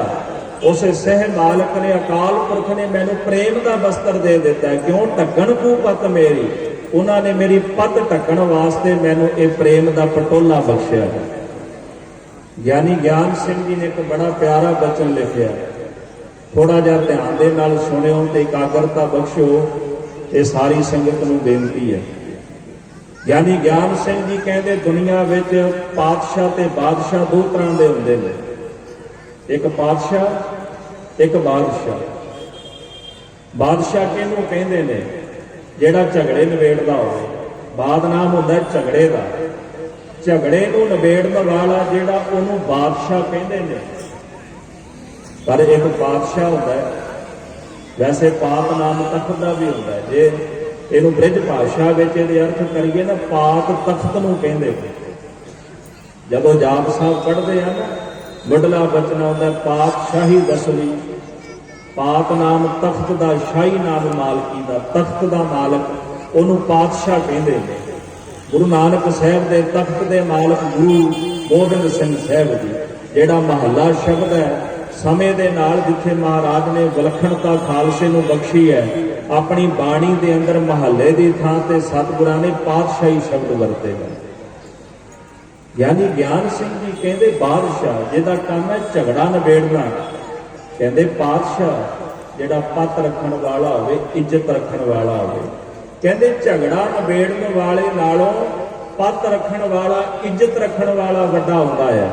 जिहड़े दुनिया दे विच झगड़े नवेड़दे ने, वो लोकां दी इज्जत भी ला दिंदे ने। पर एक गुरु नानक साहब सच्चे पातशाह का घर, कलगीधर जी का घर है, जिहड़ा लोगों की इज्जत भी ढकदा है। ते ज्ञानी ज्ञान सिंह जी कहते, हे गुरु गोबिंद सिंह जी महाराज तुसी पातशाह हो। ते भाई गुरदास जी लिखते, बैठा सोढ़ी पातशाह रामदास सतगुरु कहावा। पातशाह क्यों है? लोगों की पत ढकदा है। ऐसे मेरे पातशाह धन गुरु रामदास गरीब नवाज सच्चे पातशाह कहते, महाराज हर कपड़ो हर शोभा देवो, जित सबरै मेरा काजो। मैनू किरपा करके महाराज नाम का कपड़ा बख्श दिओ, मेरी पत रह जाए दरगाह के अंदर। मैनू नाम की शोभा दिओ, जिहदे नाल मेरे सारे कारज ही रास हो जाण। ते गुरमुखो अज दे समय विच एक बेनती जरूर करदे हां। एक दाज प्रथा सब तो भैड़ा कलंक साडे समाज दे उत्ते है। सतगुरां ने वचन भी फरमान किया है, जिहड़े मनमुख ने ना, जिहड़ा होर दाज रख के विखाउंदे ने, सो कूड़ अहंकार कच पाचो। महाराज कहते एक कच्चे लोग ने, हंकारी लोग ने, जिहड़े मनमुख दुनियावी दाज बुरे रखते हैं। ਸਭ ਤੋਂ ਵੱਡਾ ਦਾਜ ਗੁਰੂ ਦੇ ਚਰਨਾਂ ਵਿੱਚੋਂ ਸਿੱਖ ਨੂੰ ਮੰਗਣਾ ਚਾਹੀਦਾ ਹੈ। ਜਿਹੜਾ ਸ਼ਬਦ ਰੋਜ਼ ਪੜ੍ਹਦੇ ਆ ਨਾ, ਹਰ ਕੇ ਜਨ ਸਤਿਗੁਰ ਸਤਿਪੁਰਖਾ ਬਿਨੋ ਕਰੋ ਗੁਰ ਪਾਸ, ਹਮ ਕੀਰੇ ਕਿਰਮ ਸਤਿਗੁਰ ਸਰਨਾਈ, ਕਰ ਦਿਆ ਨਾਮ ਪ੍ਰਗਾਸ, ਮੇਰੇ ਮੀਤ ਗੁਰਦੇਵ ਮੋਕੋ ਰਾਮ ਨਾਮ ਪ੍ਰਗਾਸ, ਗੁਰਮਤਿ ਨਾਮ ਮੇਰਾ ਪ੍ਰਾਨ ਸਖਾਈ, ਹਰ ਕੀਰਤ ਹਮਰੀ ਰਹਿ ਰਾਸ। ਧੰਨ ਗੁਰੂ ਰਾਮਦਾਸ ਸਾਹਿਬ ਨੇ ਦਾਜ ਕਿਹੜਾ ਮੰਗਿਆ? ਮੇਰੇ ਮਿੱਤਰ ਗੁਰਦੇਵ ਸਤਿਗੁਰੂ ਮੈਨੂੰ ਨਾਮ ਦੀ ਦਾਤ ਬਖਸ਼ ਦਿਓ। ਤੇ ਖਾਲਸਾ ਜੀ, ਜਿਹੜਾ ਕਲੰਕ ਲੱਗਿਆ ਹੋਇਆ ਨਾ ਸਮਾਜ ਦੇ ਵਿੱਚ ਦਾਜ ਦਾ, ਇਹ ਕਿਉਂ ਬੇਨਤੀ ਕਰਨ ਲੱਗਾ? ਕਿਉਂਕਿ ਇਸੇ ਦਾਜ ਦੀ ਵਜ੍ਹਾ ਕਰਕੇ ਕਿੰਨੇ ਪਰਿਵਾਰ ਟੁੱਟਦੇ ਨੇ, ਤੁਹਾਨੂੰ ਸਾਰਿਆਂ ਨੂੰ ਪਤਾ ਹੋਵੇਗਾ। ਕਿੰਨੀਆਂ ਬੱਚੀਆਂ ਸਾੜੀਆਂ ਜਾਂਦੀਆਂ ਜਿਉਂਦੀਆਂ, ਤੇਲ ਪਾ ਕੇ ਅੱਗ ਲਾ ਕੇ, ਕਿੰਨਿਆਂ ਦਾ ਗਲਾ ਘੁੱਟਿਆ ਜਾਂਦਾ ਹੈ। ਤੇ ਜੇ ਅਸੀਂ ਆਪਣੀਆਂ ਬੱਚੀਆਂ ਦੀ ਸਲਾਮਤੀ ਚਾਹੁੰਦੇ ਆ ਤੇ ਘੱਟੋ ਘੱਟ ਇਹ ਮਾੜੀ ਜਿਹੜੀ ਪ੍ਰਥਾ ਇਹਦੇ ਵਿੱਚੋਂ ਬਾਹਰ ਨਿਕਲ ਕੇ ਜਦੇ ਗੁਰੂ ਰਾਮਦਾਸ ਸਾਹਿਬ ਦੇ ਬਚਨਾਂ ਨੂੰ ਯਾਦ ਕਰੀਏ। ਹਰ ਪ੍ਰਭ ਮੇਰੇ ਬਾਬਲਾ ਹਰ ਦੇਵੋ ਦਾਨ ਮੈਂ ਦਾਜੋ, ਹਰ ਕੱਪੜੋ ਹਰ ਸੋਭਾ ਦੇਵੋ, ਜਿਤ ਸਭਰੈ ਮੇਰਾ ਕਾਜੋ। ਦਾਜ ਮੰਗਣਾ ਤੇ ਗੁਰੂ ਰਾਮਦਾਸ ਸਾਹਿਬ ਦੇ ਚਰਨਾਂ ਵਿੱਚੋਂ ਇਹ ਦਾਜ ਮੰਗੀਏ ਕਿ ਸਾਨੂੰ ਨਾਮ ਦੀ ਦਾਤ ਬਖਸ਼ੋ ਮਹਾਰਾਜ। ਜਿਨ੍ਹਾਂ ਦੇ ਹਿਰਦੇ ਵਿੱਚ ਨਾਮ ਵਸ ਜਾਏ ਉਹਨਾਂ ਨੂੰ ਫਿਰ ਕਮੀ ਥੋੜਾ ਰਹਿੰਦੀ ਕਿਸੇ ਚੀਜ਼ ਦੀ। ਫਿਰ ਮਹਾਰਾਜ ਕੋਈ ਪਦਾਰਥਾਂ ਦੀ ਕਮੀ ਨਹੀਂ ਰਹਿਣ ਦਿੰਦੇ। ਕੁਝ ਸਮਾਂ ਮਹਾਰਾਜ ਸੱਚੇ ਪਾਤਸ਼ਾਹ ਗੋਇੰਦਵਾਲ ਸਾਹਿਬ ਦੀ ਧਰਤੀ ਤੇ ਰਹੇ। ਇੱਕ ਪ੍ਰੀਖਿਆ ਹੋਈ ਜੀ ਥੜੇ ਬਣਾਉਣ ਦੀ। ਆਪ ਜੋ ਪ੍ਰਸੰਗ ਜਾਣਦੇ ਹੋ, ਮੈਂ ਬਹੁਤਾ ਡਿਟੇਲ ਵਿੱਚ ਨਹੀਂ ਜਾਣਾ। ਭਾਈ ਰਾਮਾ ਸਾਹਿਬ ਜੀ ਨੂੰ ਨਿਸ਼ਾਨੀ ਲਾ ਕੇ ਦਿੱਤੀ ਵੀ ਥੜਾ ਬਣਾਓ। ਬੌੜੀ ਸਾਹਿਬ ਦੇ ਇੱਕ ਪਾਸੇ ਨਿਸ਼ਾਨੀ ਲਾ ਕੇ ਦਿੱਤੀ, ਭਾਈ ਜੇਠਾ ਸਾਹਿਬ ਜੀ ਨੂੰ ਤੁਸੀਂ ਥੜਾ ਬਣਾਓ। ਭਾਈ ਰਾਮਾ ਜੀ ਨੇ ਥੜਾ ਬਣਾਇਆ। ਸ਼ਾਮ ਪੈ ਗਈ। ਗੁਰੂ ਅਮਰਦਾਸ ਸਾਹਿਬ ਜੀ ਜਦੋਂ ਵੇਖਣ ਵਾਸਤੇ ਆਏ ਨਾ ਤੇ ਮਹਾਰਾਜ ਭਾਈ ਰਾਮਾ ਜੀ ਨੂੰ ਕਹਿੰਦੇ, ਭਾਈ ਰਾਮਾ ਜੀ ਬਣਿਆ ਨਹੀਂ ਜਿੱਦਾਂ ਦਾ ਕਹਿ ਕੇ ਗਏ ਸਨ। ਕਹਿੰਦੇ ਪਿਤਾ ਜੀ ਬਣਿਆ ਤਾਂ ਠੀਕ ਹੀ ਹੈ, ਚਲੋ ਕੋਈ ਨਹੀਂ, ਜੇ ਤੁਸੀਂ ਕਹਿੰਦੇ ਹੋ ਵੀ ਠੀਕ ਨਹੀਂ ਬਣਿਆ ਤੇ ਢਾ ਦੇਣਾ। ਫਿਰ ਗੁਰੂ ਰਾਮਦਾਸ ਮਹਾਰਾਜ ਵਾਲੇ ਪਾਸੇ ਗਏ। ਆਖਿਆ ਪੁਰਖਾ ਬਣਿਆ ਨਹੀਂ ਜਿੱਦਾਂ ਦਾ ਆਖਿਆ। ਕਹਿੰਦੇ ਗੁਰਦੇਵ ਮੈਨੂੰ ਪਤਾ ਨਹੀਂ ਲੱਗਿਆ, ਜਿਵੇਂ ਤੁਸੀਂ ਸਮਝਾ ਗਏ ਸੋ ਨਾ, ਮੈਨੂੰ ਪਤਾ ਨਹੀਂ ਲੱਗਿਆ, ਮੈਂ ਹੋਰ ਹੀ ਤਰੀਕੇ ਦਾ ਬਣਾ ਦਿੱਤਾ, ਮੈਂ ਹੁਣੇ ਢਾ ਦੇਣਾ। ਦੂਜੇ ਦਿਨ ਮਹਾਰਾਜ ਨੇ ਅੰਮ੍ਰਿਤ ਵੇਲੇ ਨਿਸ਼ਾਨੀਆਂ ਲਾਈਆਂ, ਫਿਰ ਥੜੇ ਬਣਾਓ। ਸ਼ਾਮ ਨੂੰ ਜਦੋਂ ਥੜੇ ਵੇਖਣ ਵਾਸਤੇ ਆਏ ਤੇ ਭਾਈ ਰਾਮਾ ਜੀ ਨੂੰ ਕਹਿੰਦੇ, ਭਾਈ ਰਾਮਾ ਜੀ ਥੜਾ ਉਦਾਂ ਦਾ ਬਣਿਆ ਨਹੀਂ ਜਿੱਦਾਂ ਦਾ ਕਹਿ ਕੇ ਗਏ ਸਨ। ਮਨ ਵਿੱਚ ਸੋਚਣ ਲੱਗੇ ਉਹਦੇ ਨਾਲੋਂ ਤਾਂ ਵਧੀਆ ਬਣਾਇਆ ਜਿੱਦਾਂ ਦਾ ਕਿਹਾ ਸੀ। ਬਜ਼ੁਰਗ ਹੋ ਗਏ ਨੇ, ਇਹਨਾਂ ਨੂੰ ਪਤਾ ਨਹੀਂ ਲੱਗਦਾ, ਆਪਣੀ ਕਈ ਗੱਲ ਭੁੱਲ ਗਏ। ਦੂਜੇ ਦਿਨ ਵੀ ਜਰ ਲਿਆ, ਕੋਈ ਨਹੀਂ ਢਾ ਦੇਣਾ ਮਹਾਰਾਜ, ਫਿਰ ਬਣਾ ਦੇਣਾ। ਗੁਰੂ ਰਾਮਦਾਸ ਮਹਾਰਾਜ ਜੀ ਦਾ ਥੜਾ ਵੀ ਢਵਾ ਦਿੱਤਾ ਸਤਿਗੁਰਾਂ ਨੇ, ਪੁਰਖਾ ਬਣਿਆ ਨਹੀਂ ਅਜੇ। ਜਦੋਂ ਤੀਜੇ ਦਿਨ ਥੜਾ ਬਣਾਇਆ ਤੇ ਸ਼ਾਮ ਨੂੰ ਮਹਾਰਾਜ ਜੀ ਜਦੋਂ ਥੜਾ ਵੇਖਣ ਆਏ, ਆਖਦੇ ਭਾਈ ਰਾਮਿਆ ਜਿੱਦਾਂ ਦਾ ਕਿਹਾ ਸੀ ਉਦਾਂ ਦਾ ਬਣਾਇਆ ਕੋਈ ਨਹੀਂ। ਭਾਈ ਰਾਮਾ ਜੀ ਕਹਿੰਦੇ ਮਹਾਰਾਜ ਇਸ ਤੋਂ ਵਧੀਆ ਤਾਂ ਬਣ ਨਹੀਂ ਸਕਦਾ। ਸਵੇਰੇ ਤੁਸੀਂ ਦੱਸ ਕੇ ਜਾਂਦੇ ਹੋ, ਸ਼ਾਮ ਨੂੰ ਭੁੱਲ ਜਾਂਦੇ ਹੋ, ਹੁਣ ਮੇਰੇ ਕੋਲੋਂ ਨਹੀਂ ਬਣਦਾ। ਕਦੇ ਗੁਰੂ ਵੀ ਭੁੱਲਦਾ। ਮਹਾਰਾਜ ਬਾਣੀ ਵਿੱਚ ਕਹਿੰਦੇ ਨਾ, ਭੁੱਲਣ ਅੰਦਰ ਸਭ ਕੋ ਅਭੁੱਲ ਗੁਰੂ ਕਰਤਾਰ। ਸਾਰੀ ਦੁਨੀਆ ਭੁੱਲ ਸਕਦੀ ਹੈ, ਅਕਾਲ ਪੁਰਖ ਤੇ ਗੁਰੂ ਨਹੀਂ ਕਦੇ ਭੁੱਲਦਾ। ਭਾਈ ਰਾਮਾ ਜੀ ਕਹਿੰਦੇ ਵੀ ਤੁਸੀਂ ਆਪ ਗੱਲ ਦੱਸ ਕੇ ਨਾ ਸ਼ਾਮ ਨੂੰ ਭੁੱਲ ਜਾਂਦੇ ਹੋ ਤੇ ਮਹਾਰਾਜ ਮੇਰੇ ਕੋਲੋਂ ਨਹੀਂ ਬਣਦਾ। ਤੇ ਸਤਿਗੁਰੂ ਸੱਚੇ ਪਾਤਸ਼ਾਹ ਗੁਰੂ ਰਾਮਦਾਸ ਸਾਹਿਬ ਜੀ ਵੱਲ ਗਏ। ਆਖਿਆ ਪੁਰਖਾ ਬਣਿਆ ਨਹੀਂ, ਢਾ ਦੇ ਇਹਨੂੰ ਦੁਬਾਰਾ ਬਣਾ। ਇੱਕ ਵਿਦਵਾਨ ਸੱਜਣ ਲਿਖਦਾ ਕਿ 7 ਦਿਨ ਖੜੇ ਬਣਾਉਂਦੇ ਰਹੇ ਗੁਰੂ ਰਾਮਦਾਸ ਜੀ ਮਹਾਰਾਜ। 3 ਦਿਨ ਨਹੀਂ 7 ਦਿਨ। ਜਦੋਂ 7ਵਾਂ ਦਿਨ ਆਇਆ ਨਾ, ਸਤਿਗੁਰਾਂ ਨੇ ਆਖਿਆ ਵੀ ਖੜਾ ਬਣਿਆ ਨਹੀਂ ਤੇ ਧੰਨ ਗੁਰੂ ਰਾਮਦਾਸ ਮਹਾਰਾਜ ਨਾ ਚਰਨਾਂ ਤੇ ਡਿੱਗ ਪਏ। ਕਹਿੰਦੇ ਗਰੀਬ ਨਵਾਜ ਤੁਸੀਂ ਸਵੇਰੇ ਦੱਸ ਦਿਓ, ਮੈਨੂੰ ਭੁੱਲ ਜਾਂਦਾ। ਭਾਈ ਰਾਮਾ ਜੀ ਕਹਿੰਦੇ ਸਨ ਮਹਾਰਾਜ ਤੁਹਾਨੂੰ ਭੁੱਲ ਜਾਂਦਾ ਹੈ, ਪਰ ਗੁਰੂ ਰਾਮਦਾਸ ਮਹਾਰਾਜ ਕਹਿਣ ਲੱਗੇ ਸਤਿਗੁਰੂ ਮੈਨੂੰ ਭੁੱਲ ਜਾਂਦਾ ਹੈ ਤੇ ਮੇਰੇ ਕੋਲ ਉਹੋ ਜੀ ਮਤ ਹੀ ਹੈ ਨਹੀਂ ਜਿਹੋ ਜੀ ਮਤ ਦੇ ਨਾਲ ਤੁਸੀਂ ਥੜਾ ਬਣਾਉਣ ਦੀ ਆਗਿਆ ਦਿੰਦੇ ਹੋ।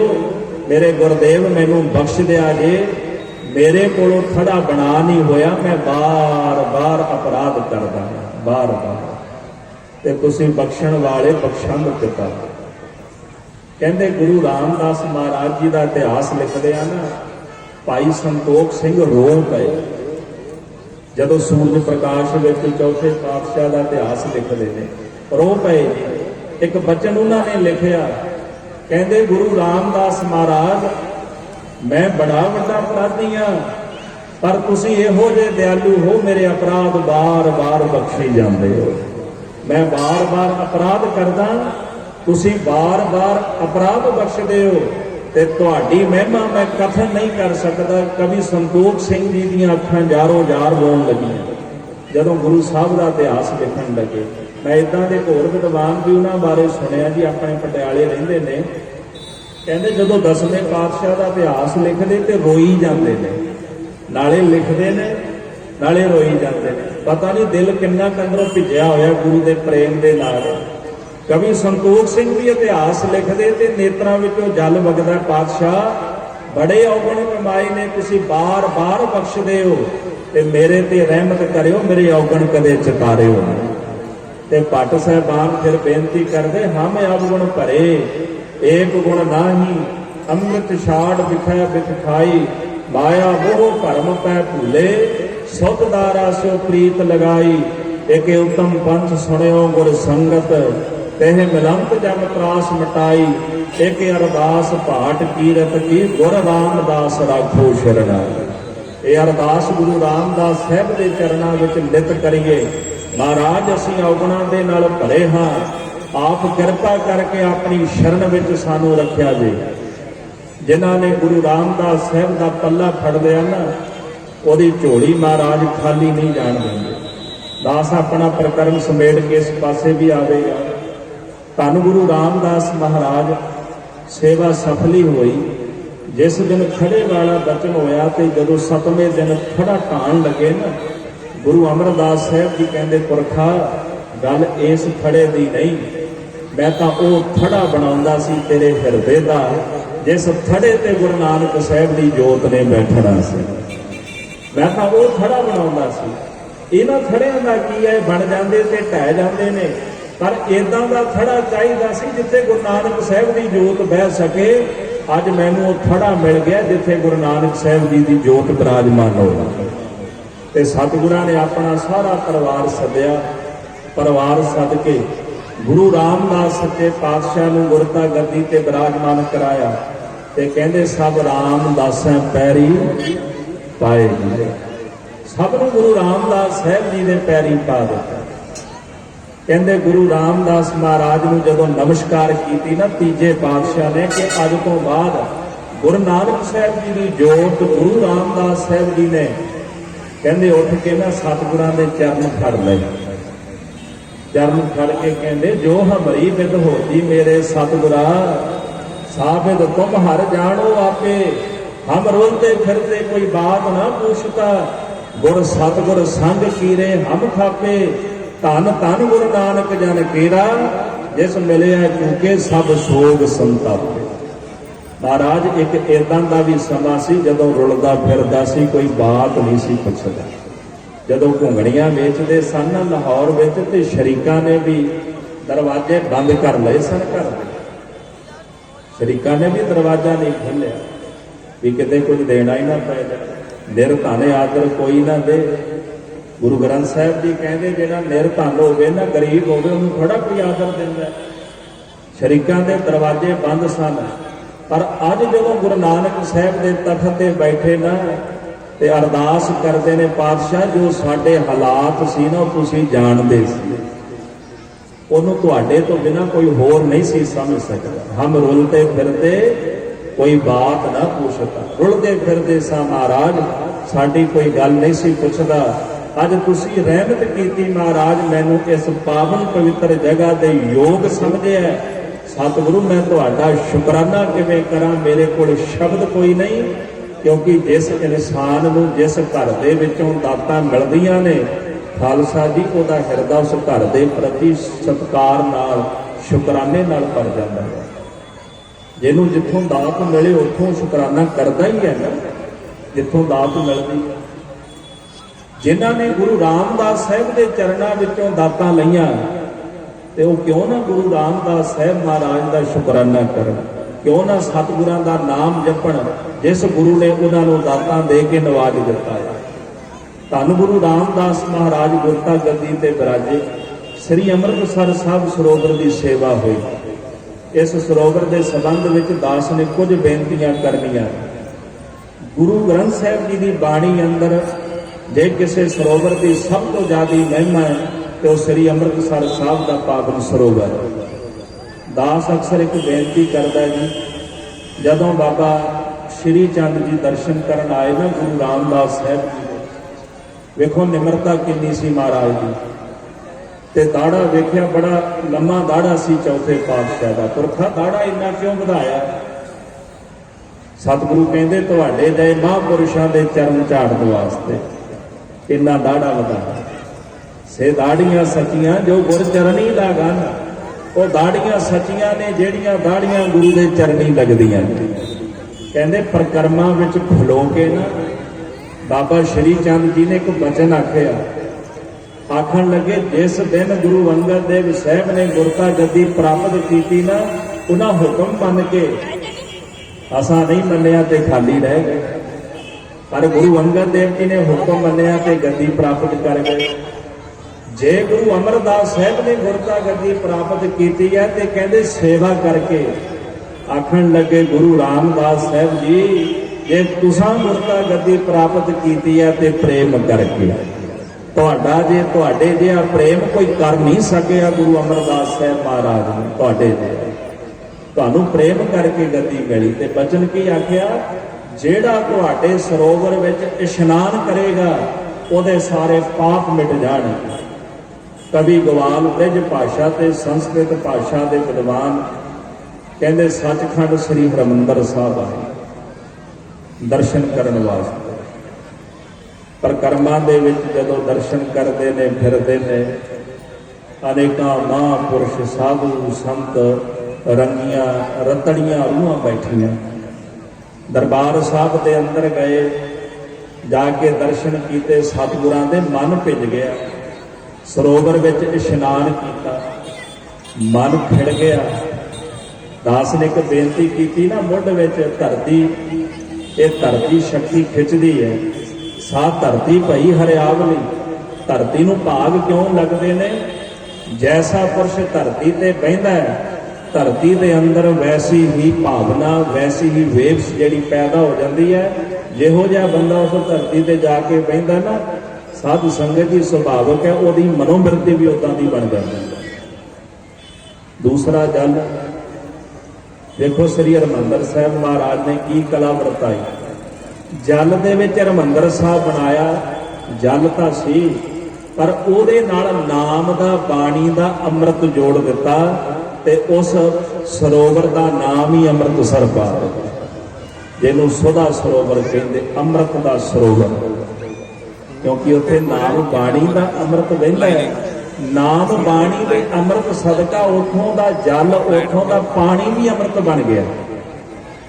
ਪੰਜ ਪਿਆਰੇ ਅੰਮ੍ਰਿਤ ਛਕਾਉਂਦੇ ਨੇ, ਠੰਡਾ ਫੇਰਦੇ ਨੇ ਜਦੋਂ ਬਾਟੇ ਅੰਦਰ। ਮੈਂ ਤਾਂ ਇਹ ਕਹਿੰਦਾ ਵੀ ਸਿੱਖ ਖੁੰਡੇ ਹੋ ਗਏ ਅੱਜ ਕੱਲ੍ਹ। ਤੁਸੀਂ ਆਖੋਗੇ ਵੀ ਸਿੱਖ ਕਿਵੇਂ ਖੁੰਡੇ ਹੋ ਗਏ? ਕਿਉਂਕਿ ਸਾਡਾ ਖੰਡਾ ਖੁੰਡਾ ਹੋ ਗਿਆ। ਜਿਹੜੇ ਖੰਡੇ ਨਾਲ ਅੰਮ੍ਰਿਤ ਮਹਾਰਾਜ ਕਲਗੀਧਰ ਜੀ ਨੇ ਛਕਾਇਆ ਸੀ ਨਾ, ਉਹ 3.5 ਫੁੱਟ ਦਾ ਖੰਡਾ ਸੀ। ਅੱਜ ਵੀ ਦਰਸ਼ਨ ਕਰ ਲਿਓ ਭਾਵੇਂ, ਤਿੱਖਾ ਖੰਡਾ, 2 ਧਾਰਾ ਖੰਡਾ। ਤੇ ਜਿਹੜਾ ਖੰਡਾ ਅਸੀਂ ਵਰਤਦੇ ਆ, ਇਹਦੀ ਤਾਂ ਧਾਰ ਨਹੀਂ ਹੁੰਦੀ। ਖਾਲਸੇ ਦਾ ਜਨਮ ਕਿੱਥੋਂ ਹੋਇਆ? ਖੰਡੇ ਦੀ ਧਾਰ ਵਿੱਚੋਂ। ਤੇ ਸਾਡੇ ਖੰਡੇ ਦੀ ਤਾਂ ਧਾਰ ਕੋਈ ਨਹੀਂ, ਤਾਂ ਹੀ ਤਾਂ ਖੁੰਡੇ ਸਿੱਖ ਜਨਮ ਲੈਂਦੇ ਨੇ। ਜੇ ਖੰਡਾ ਤਿੱਖਾ ਹੋਵੇ ਤੇ ਫਿਰ ਤਿੱਖੇ ਖੰਡੇ ਜਿਹੇ ਸਿੱਖ ਪੈਦਾ ਹੋਵੇ। ਫਿਰ ਨਵਾਬ ਕਪੂਰ ਸਿੰਘ ਵਰਗੇ, ਮਹਾਰਾਜਾ ਰਣਜੀਤ ਸਿੰਘ ਵਰਗੇ, ਅਕਾਲੀ ਫੂਲਾ ਸਿੰਘ ਵਰਗੇ ਸਿੱਖ ਪੈਦਾ ਹੋ ਗਏ। ਇਦਾਂ ਦੇ ਯੋਧੇ ਜਰਨੈਲ ਪੈਦਾ ਹੋਣਗੇ। ਜੱਸਾ ਸਿੰਘ ਆਂਧੂਵਾਲੀਆ, ਜੱਸਾ ਸਿੰਘ ਰਾਮਗੜੀਆ, ਭਾਈ ਤਾਰੂ ਸਿੰਘ, ਭਾਈ ਮਨੀ ਸਿੰਘ, ਇਦਾਂ ਦੇ ਸਿੱਖ ਜਨਮ ਲੈਣਗੇ। ਸਾਡਾ ਤਾਂ ਖੰਡਾ ਹੀ ਖੁੰਡਾ ਹੈ। ਤੇ ਜਿਹੜਾ ਖੰਡਾ ਵਰਤਨ ਨੂੰ ਗੁਰੂ ਨੇ ਹੁਕਮ ਦਿੱਤਾ ਸੀ, ਉਹ ਨਹੀਂ ਵਰਤਿਆ ਸੀ। ਇਹ ਖੰਡਾ ਜਿਹੜਾ ਵਰਤੋਂ ਵਿੱਚ ਆਇਆ ਨਾ, ਇਹ ਅੰਗਰੇਜ਼ਾਂ ਦੇ ਸਮੇਂ ਵਰਤੋਂ ਵਿੱਚ ਆਇਆ। ਇਸ ਤੋਂ ਪਹਿਲਾਂ ਜਿਹੜਾ ਅੰਮ੍ਰਿਤ ਸੰਚਾਰ ਹੁੰਦਾ ਸੀ, ਉਹ ਪੁਰਾਤਨ ਖੰਡਿਆਂ ਦੇ ਨਾਲ ਹੀ ਹੁੰਦਾ ਸੀ। ਦੋ ਧਾਰੀ ਖੰਡੇ ਹੁੰਦੇ ਸਨ, ਸਿੱਧੇ ਖੰਡੇ ਜਿਹੜੇ ਹੁੰਦੇ ਸਨ, ਉਹ ਖੰਡਿਆਂ ਨਾਲ ਅੰਮ੍ਰਿਤ ਛਕਾਇਆ ਜਾਂਦਾ ਸੀ।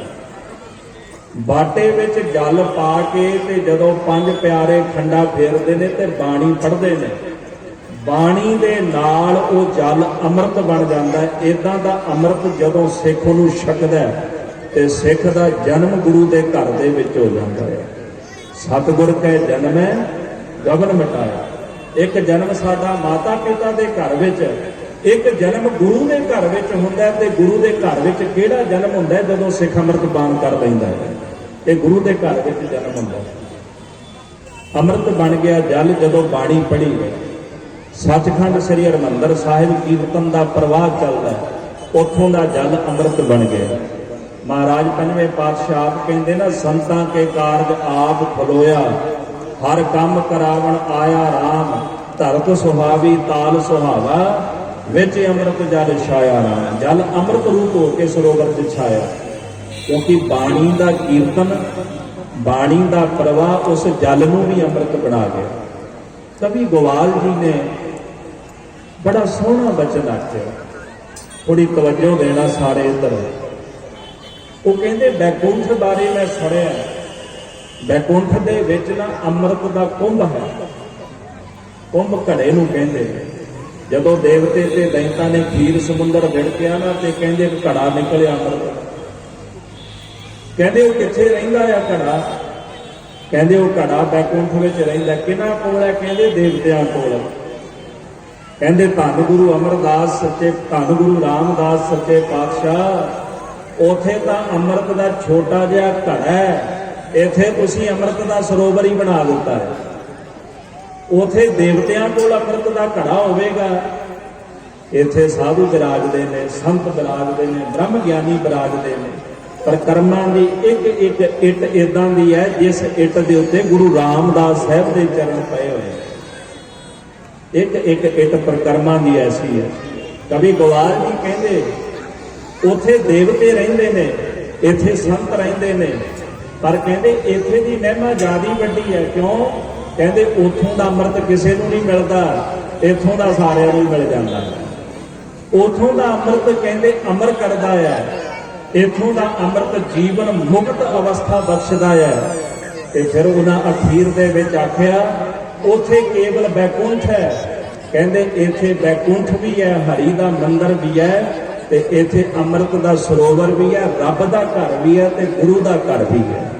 ਇੱਥੇ ਗੁਰੂ ਵੀ ਵਸਦਾ ਹੈ, ਇੱਥੇ ਰੱਬ ਵੀ ਵਸਦਾ ਹੈ। ਖਾਲਸਾ ਜੀ, ਇਹੋ ਜਿਹਾ ਘਰ ਗੁਰੂ ਰਾਮਦਾਸ ਸਾਹਿਬ ਜੀ ਦਾ ਪਿੰਗਲਿਆਂ ਨੂੰ ਪੈਰ ਮਿਲਦੇ ਨੇ, ਨੇਤਰਹੀਣਾਂ ਨੂੰ ਨੇਤਰ ਮਿਲਦੇ ਨੇ, ਕੰਗਾਲ ਬਾਦਸ਼ਾਹ ਬਣ ਜਾਂਦੇ ਨੇ। ਧੰਨ ਗੁਰੂ ਰਾਮਦਾਸ ਮਹਾਰਾਜ ਦਾ ਐਸਾ ਦਰ, ਜਿਸ ਦਰ ਦੇ ਉੱਪਰ ਖਾਲਸਾ ਜੀ ਰੋਗੀਆਂ ਦੇ ਰੋਗ ਤੇ ਸੋਗੀਆਂ ਦੇ ਸੋਗ ਅੱਜ ਵੀ ਮਿਟਦੇ ਨੇ, ਅੱਜ ਵੀ ਕਲਾ ਵਾਪਰਦੀ। ਆ ਥੋੜੇ ਦਿਨ ਪਹਿਲਾਂ ਇੱਕ ਘਟਨਾ ਵਾਪਰੀ, ਤੁਹਾਨੂੰ ਪਤਾ ਹੀ ਹੋਣਾ ਸਾਰਿਆਂ ਨੂੰ। ਸ਼ਾਇਦ ਉਹ ਬੱਚੀ ਦਾ ਨਾਮ ਕਾਵੇਰੀ ਸੀ। 8 ਸਾਲ ਤੋਂ ਬੋਨ ਕੈਂਸਰ ਸੀ, ਹੱਡੀਆਂ ਦੀ। ਪਰਿਵਾਰ ਨੇ ਬੜਾ ਪੈਸਾ ਲਾਇਆ, ਠੀਕ ਨਹੀਂ ਹੋਈ। ਪਰ ਜਦੋਂ ਅੰਮ੍ਰਿਤ ਸਰੋਵਰ ਵਿੱਚ ਇਸ਼ਨਾਨ ਕੀਤਾ ਨਾ, ਤੇ ਇਸ਼ਨਾਨ ਕਰਕੇ ਉਹ ਸਾਰੇ ਰੋਗ ਮਿਟ ਗਏ। ਉਹ ਰੋਗ ਹੀ ਨਹੀਂ ਰਿਹਾ। ਡਾਕਟਰ ਵੀ ਹੈਰਾਨ ਹੋ ਗਏ। ਇਹ ਕੋਈ ਚਮਤਕਾਰ ਨਹੀਂ, ਇਹ ਗੁਰੂ ਰਾਮਦਾਸ ਸਾਹਿਬ ਦੇ ਘਰ ਦੀ ਰਹਿਮਤ ਬਖਸ਼ਿਸ਼ ਹੈ। ਇੱਥੇ ਸਤਿਗੁਰੂ ਆਪ ਵਰਤਦੇ ਨੇ, ਉਹਨਾਂ ਦੀ ਕਲਾ ਵਰਤਦੀ ਹੈ। ਧੰਨ ਗੁਰੂ ਰਾਮਦਾਸ ਸੱਚੇ ਪਾਤਸ਼ਾਹ ਗਰੀਬ ਨਵਾਜ, ਜਿਨ੍ਹਾਂ ਨੇ ਇਹ ਪਾਵਨ ਪਵਿੱਤਰ ਅੰਮ੍ਰਿਤ ਸਰੋਵਰ ਬਣਾਇਆ ਹੈ। ਤੇ ਕਵੀ ਹਰਦਾਸ ਜੀ ਕਹਿੰਦੇ ਨੇ, ਧੰਨ ਗੁਰੂ ਰਾਮਦਾਸ ਸਾਹਿਬ ਜੀ ਦੁਨੀਆ ਤੇ ਆਏ ਤੋਂ ਜ਼ਰੂਰ ਹੋ, ਪਰ ਦੁਨੀਆ ਤੋਂ ਤੁਸੀਂ ਗਏ ਨਹੀਂ। ਅੱਜ ਵੀ ਸੱਚਖੰਡ ਸ੍ਰੀ ਹਰਿਮੰਦਰ ਸਾਹਿਬ ਬਾਣੀ ਰੂਪ ਹੋ ਕਰਕੇ ਤੁਸੀਂ ਬਿਰਾਜਦੇ। ਅੱਜ ਵੀ ਤੁਹਾਡਾ ਉੱਥੇ ਹੀ ਵਾਸ ਹੈ। ਦਾਸ ਦੇ ਉਸਤਾਦ ਜੀ ਗਿਆਨੀ ਸ਼ੇਰ ਸਿੰਘ ਹੋਰਾਂ ਨੇ ਨਾ ਇੱਕ ਘਟਨਾ ਸੁਣਾਈ ਆਪਣੇ ਇਸੇ ਇਲਾਕੇ ਦੀ। ਗੁਰੂ ਰਾਮਦਾਸ ਸਾਹਿਬ ਦੇ ਘਰ ਦੀ ਵਡਿਆਈ ਕਿੰਨੀ ਵੱਡੀ ਹੈ। ਸੱਚ ਤੇਰਾ ਪੈ ਸਕਾਰਿਆ, ਤੇਰਾ ਘਰ ਸੱਚਾ ਹੈ, ਡਿਠੇ ਸਭੇ ਥਾਵ, ਨਹੀਂ ਤੁਧ ਜਿਹਿਆ, ਬੱਧੋ ਪੁਰਖ ਵਿਧਾਤੇ ਤਾਂ ਤੂੰ ਸੋਹੇ। ਸਾਰੇ ਥਾਂ ਵੇਖੇ ਨੇ, ਪਰ ਗੁਰੂ ਰਾਮਦਾਸ ਸਾਹਿਬ ਜੀਓ ਤੁਹਾਡੇ ਘਰ ਦੇ ਅਸਾਂ ਘਰ ਹੋਰ ਕੋਈ ਦੂਸਰਾ ਨਹੀਂ ਵੇਖਿਆ, ਸਾਨੂੰ ਕੋਈ ਘਰ ਲੱਭਿਆ ਹੀ ਨਹੀਂ ਤੁਹਾਡੇ ਘਰ ਵਰਗਾ, ਇਦਾਂ ਦਾ ਘਰ ਤੁਹਾਡਾ।